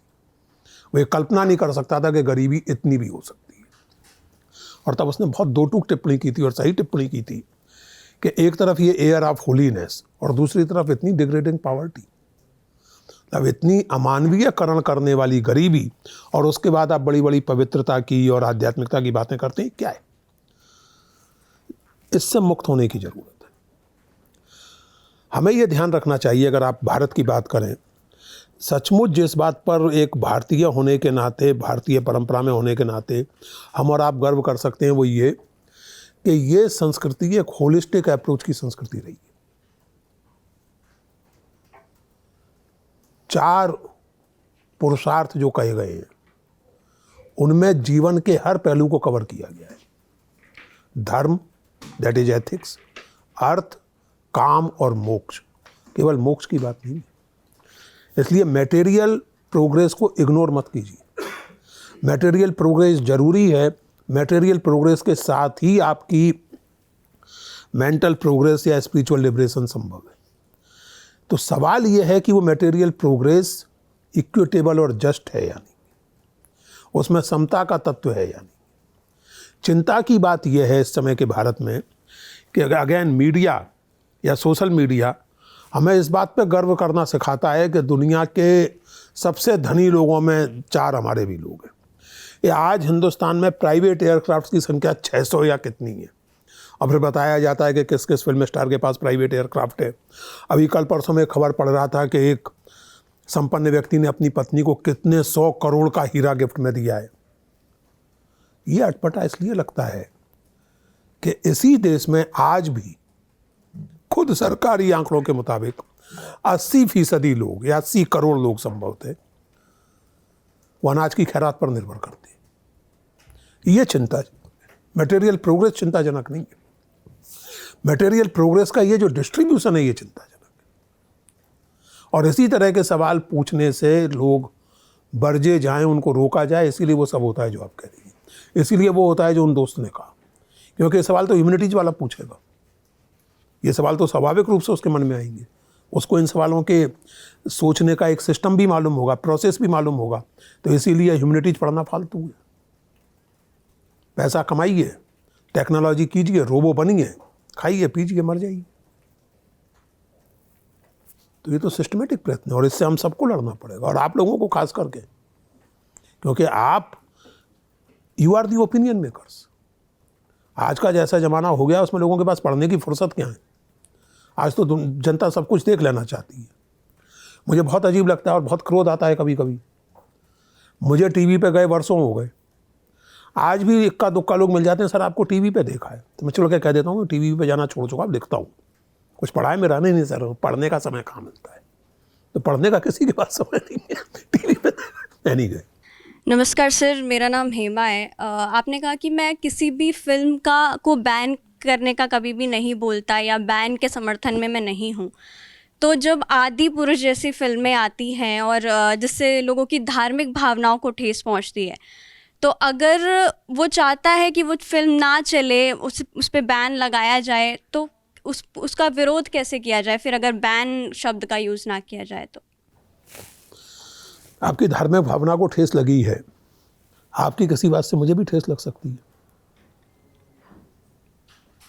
आपने ये कपड़े पहन रखे हैं, इससे मेरी सौंदर्य भावना को ठेस लग रही है, या सौरभ ने गले में जो हरा गमछा डाल रखा है ये मुझे अच्छा नहीं लग रहा, तो बैन कर दिया जाए। या मैंने ये जो इतना लंबा कुर्ता पहन रखा है लबादे जैसा, ये आपको अच्छा नहीं लग रहा, तो इसे बैन कर दिया जाए।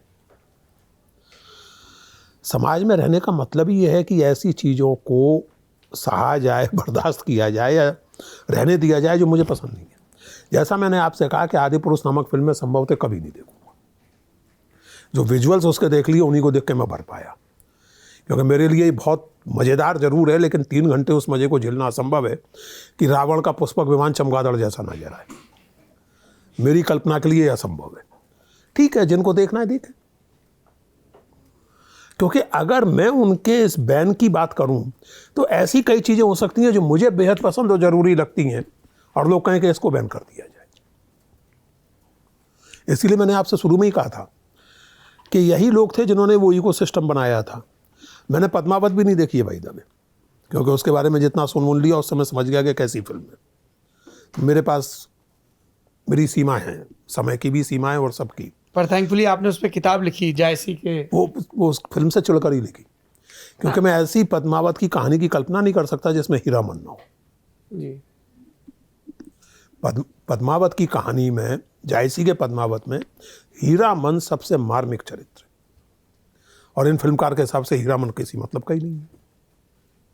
तो खैर एनीवे, तो बैन की बात बहुत खतरनाक है। बैन बहुत एक्सट्रीम सिचुएशंस में किया जा सकता है, और वो बहुत सोच समझ के किसी भी सरकार को बैन करने का कदम उठाना चाहिए। 4 लोग मांग करने लगे, 5 लोगों ने हंगामा कर दिया, इस तरह बैन करें। नाम क्या है आपका? हेमा जी, बहुत खतरनाक स्थिति होगी। कल को आपके किसी प्रोग्राम से किसी की भावना आहत हो सकती है, वो कह सकते हैं लल्लन टॉप को बैन किया जाए। मैं सीरियसली कह रहा हूँ, तो बैन के इस मोह से मुक्त हो जाइए आप। नमस्ते सर, आपकी किताब हु इज़ भारत मेरा माता, नाम, आपका नाम क्या है? दीपक नाम है सर मेरा। दीपक जी। आपकी किताब हु इज़ भारत माता एक गिफ्ट है हमारी जनरेशन के लिए, और मैं वहीं से एक किस्सा पिक कर रहा हूँ। नेहरू ने सिंगापुर के प्रधानमंत्री को पहले आम खिलाए, फिर धोखा खाया। उस किस्से को जरा आप बताएं, क्योंकि आम का सीज़न है और अमूमन बात जो नेहरू की है नहीं, मुझे की, ध्यान नहीं आ रहा, क्या कह रहे हैं? सर उसमें वो उन्हें आम खिलाते हैं, उसके बाद वो चाइना के पक्ष में, मतलब भारत के पक्ष में बयान नहीं देते, तो उसको थोड़ा उस किस्से को अगर आप बताएं तो। यानी नेहरू इतने भोले नहीं थे जितना आप समझ रहे हैं। यानी किसी प्रधानमंत्री को आपने आम खिला दिए या उसको झूला झुला दिया, इस वजह से वो अपनी विदेश नीति तय करेगा, ऐसा नहीं होता है। सिंगापुर के प्रधानमंत्री सिंगापुर में भारतीय भी बहुत रहते हैं, चीनी भी बहुत रहते हैं, फिर उनके अपने कंसीडरेशंस हैं, तो उन्होंने अपनी विदेश नीति अपने हिसाब से वो तय करेंगे। और मुझे नहीं लगता कि नेहरू जी आम खिला के ये उम्मीद कर रहे थे कि सिंगापुर हर बात में भारत का समर्थन करने लगेगा। ऐसा भोलापन कम से कम नेहरू जी में नहीं था। नमस्कार सर, मेरा नाम रचित है सर, और मेरा आपसे सवाल जो है वो इस इंटरव्यू से जुड़ा हुआ है। अभी जब आप सौरभ सर से बात कर रहे थे, तो इस बातचीत के दौरान आपके चेहरे पे जो सबसे ज़्यादा नाराज़गी आई वो मैंने तब देखी जब आप मीडिया के बारे में बात कर रहे थे कि कितना असंवेदनशील हो गया है। आपने उसका साइक्लोन का जिक्र किया। मैं सर आपसे एक चीज़ जानना चाहता हूँ कि आपकी बात बिल्कुल जायज़ है और आप इस देश के कुछ प्रभावशाली लोगों में से एक हैं। मैं सर आपसे ये सवाल है कि इसका आप अंत क्या देखते हैं और इसका उपाय क्या देखते हैं? क्योंकि कई बार सर क्या होता है कि गेहूं के साथ घुन भी पिसता है, तो आपकी बात ठीक है, लेकिन इसका अंत और उपाय क्या है? नहीं, देखिए, गेहूं के साथ घुन पिसने की बात पर अगर पहले कहूँ रचित, तो ये तो सौरभ ने स्पष्ट किया और मुझे अच्छा लगा। और मैंने कहा कि मुझे गर्व है आप लोगों पर। सौरभ से तो चूँकि एक अलग संबंध है मेरा, ये मेरे विद्यार्थियों में से रहे हैं, और जो चेहरे पर नाराज़गी की जो बात आई, तो जिससे उम्मीदें होती हैं उसी से नाराज़गी होती है। सौरभ मेरी बहुत डांट खाता था क्योंकि उम्मीदें थी जी। जिस लड़के या लड़की के बारे में अध्यापक इतना तो समझ ही जाते हैं कि भाई ठीक है ये इसकी लिमिटेशन है, इससे ज़्यादा बेचारा ये कर नहीं सकता। जिसके बारे में आपको मालूम हो कि बेहतर कर सकता है लेकिन दुष्टता कर रहा है, आलस कर रहा है, तो उसको डांटते हैं आप। तो सौरभ थे और ऐसे कई स्टूडेंट्स थे। जैसे नामवर जी ने आपकी थीसिस का पहला चैप्टर फेंक दिया था। बिल्कुल फेंक दिया था, ऐसे फेंका था, ले जाओ तुम्हारे गुदे गानी का रिसर्च करना, नेतागिरी करो। तो आज वो डांट काम आई ना, गुण किया ना उस डांट में। तो वो एक चीज़ होती है कि जिससे मीडिया से, देखिए एक नागरिक होने के नाते सरकार का क्या होगा, ये सरकार हो या कोई सरकार हो, हर सरकार कुछ ना कुछ छुपाएगी, हर सरकार कुछ ना कुछ गड़बड़ करेगी। मीडिया का काम क्या होता है? सरकार जो छुपाना चाहे उसको उजागर करना। वॉशिंगटन पोस्ट के किस संपादक का बड़ा मशहूर कथन है, मैं नाम भूल रहा हूँ, कि जिसे सरकार छुपाना चाहे वही न्यूज़ है, बाकी सब propaganda. Rest is PR. Rest is PR. तो आप खुद सोचिए कि इस समय मीडिया क्या कर रहा है। यानी आज की तो हालत ये है कि भारत सरकार को अलग से पीआर डिपार्टमेंट की जरूरत ही नहीं होनी चाहिए। Media is doing PR for them, इसलिए वो नाराजगी आई चेहरे पर। अब रही बात उपाय की, तो भैया उपाय तो मैं क्या बता सकता हूँ। मैं एक साधारण नागरिक हूँ, आपने कहा प्रभावशाली व्यक्ति हूँ, धन्यवाद आपका। तो प्रभावशाली होने के नाते जहाँ जहाँ लोगों से बात करने का, लिखने का मौका मिलता है करता हूँ। आप जैसे कुछ मित्र अगर इन बातों से प्रभावित हो जाएं, समझ लें और अपने अपने हलके में कुछ करें, चाहे मीडिया में, चाहे एकेडमिक्स में, चाहे पॉलिटिक्स में, तो मैं अपने प्रभावशाली होने को सार्थक मान लूँगा। बाकी तो मेरे हाथ में कोई ऐसी पावर तो है नहीं कि मैं बदल दूँ चीज़ों को, लेकिन कुछ ना कुछ इस तरह का करना होगा। और वो केवल मीडिया के ही इंटरेस्ट में नहीं बल्कि सारे देश के इंटरेस्ट में ऐसा कुछ करना होगा कि मीडिया की जो विचित्र स्थिति बनती जा रही है, इसको it has to be taken care of. हाँ जी, ऑडियंस के कुछ सवाल हैं जो शॉर्टलिस्ट किए हैं, देन विल क्लोज दिस। उत्कर्ष मजूमदार का सवाल है कि क्या भारत में चारवाक या ऐसी भौतिकवादी विचारधारा के दोबारा उभरने की संभावना है, या आज की तारीख में जो कैपिटलिस्ट सिस्टम है वो चारवाक दर्शन का ही आधुनिक रूप है? जी, that's the question. My job is to read verbatim, do not जज मी। खैर मैं एक ऐसे मित्र को भी जानता हूँ जिन्होंने वेदों में पूंजीवाद खोज निकाला था, तो ये तो कुछ नहीं है उसके आगे। मैं अगर उनका आशय मटेरियलिज्म से है तो एक क्रूड सेंस में ये बात सही हो सकती है, और ख़ुद चारवाक भी मटेरियलिस्ट थे और कुल मिलाकर के क्रूड मटेरियलिस्ट थे, कोई बहुत रिफाइंड मटेरियलिस्ट नहीं थे। और उसके बाद तो दुनिया की फ़िलॉसफी बहुत आगे जा चुकी है। चारवाकों की जो बुनियादी चिंताएं थीं उन्हें इनकॉर्पोरेट करते हुए चीज़ें आगे बढ़ चुकी हैं बहुत। इसलिए ये कोई फिर से वैसा दर्शन आने की कोई ना तो उम्मीद लगती है ना ज़रूरत। नेहरू को लेके बहुत सारे प्रश्न थे, तो हम उनको क्लब करके, प्रशांत, रविकांत, बहुत सारे लोग हैं। नेहरू को जानने की जिज्ञासा है। क्या आप कोई 5 किताबें बता सकते हैं जो नेहरू बतौर प्रधानमंत्री, उनके फैसले, नेहरू और पटेल के रिश्ते, नेहरू और सुभाष के रिश्ते, नेहरू और गांधी के रिश्ते, इन पर हम समझ सकें? और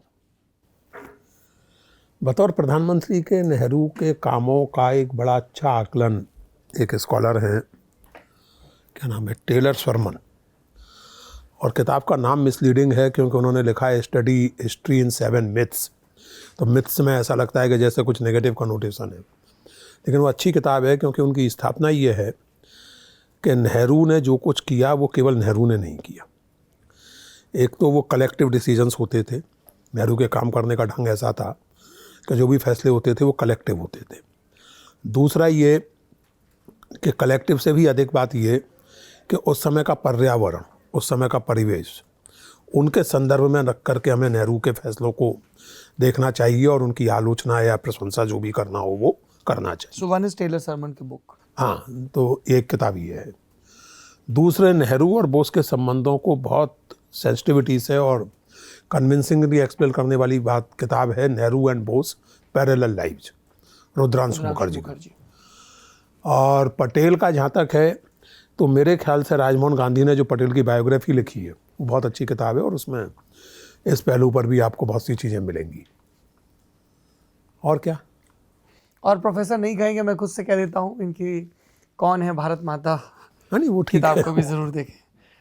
एक आम आदमी के लिए कबीर और भारतीय दर्शन को समझने के लिए उपयुक्त किताबें कौन सी हैं? अब आम आदमी बड़ा कंफ्यूजिंग टर्म है क्योंकि हम सब लोग अपने आप को आम आदमी ही कहते हैं, लेकिन मैं मान के चलता हूँ कि जो एक साधारण पढ़ा लिखा व्यक्ति है, तो ऐसे ही लोगों को ध्यान में रख के मैंने एक संकलन तैयार किया था कबीर का, जो कतई स्कॉलर्स के लिए नहीं है।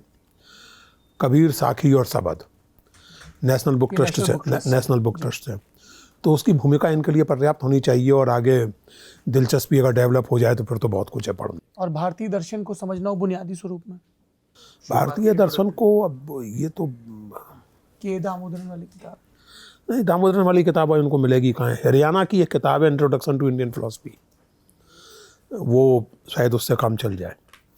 ये गुंजन का सवाल है कि प्रोफेसर अग्रवाल अपने भाषणों में उपनिषदों का बहुत जिक्र करते हैं, तो वो कौन से प्राचीन ग्रंथ हैं जिन्हें हमें पढ़ना चाहिए अपनी प्रश्नाकुलता को बढ़ाने के लिए, अपनी समझ को बढ़ाने के लिए?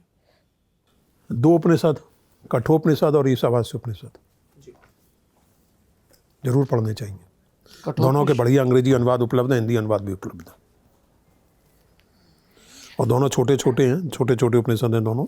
ईशावास्य उपनिषद तो कुल 18-20 मंत्रों का है जी, तो दोनों पढ़ने चाहिए जी। ये आखिरी सवाल है, गुलाम आसी मोनिस का सवाल है ये।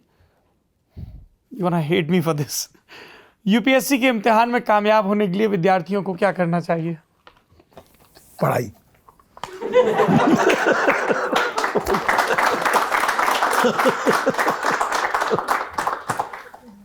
Thank you, Professor. Thank you very much. It's It was always a an honor pleasure. to listen, and I'm so happy कि मेरे न्यूज़ रूम को भी थोड़ा सा अंदाज़ा लगा कि मैं किस ग्रिलिंग से और किस प्रक्रिया से होकर गुजरा हूँ। और मैं प्रार्थना करता हूँ, शुभकामनाएं देता हूँ आपको कि आप ऐसे ही सतत सक्रिय रहें, लिखते रहें और हम सब लोगों के सामने मुश्किल सवाल प्रस्तुत करते रहें ताकि हमारी चैतन्यता का स्तर बरकरार भी रहे और बढ़े भी। बहुत धन्यवाद सौरभ।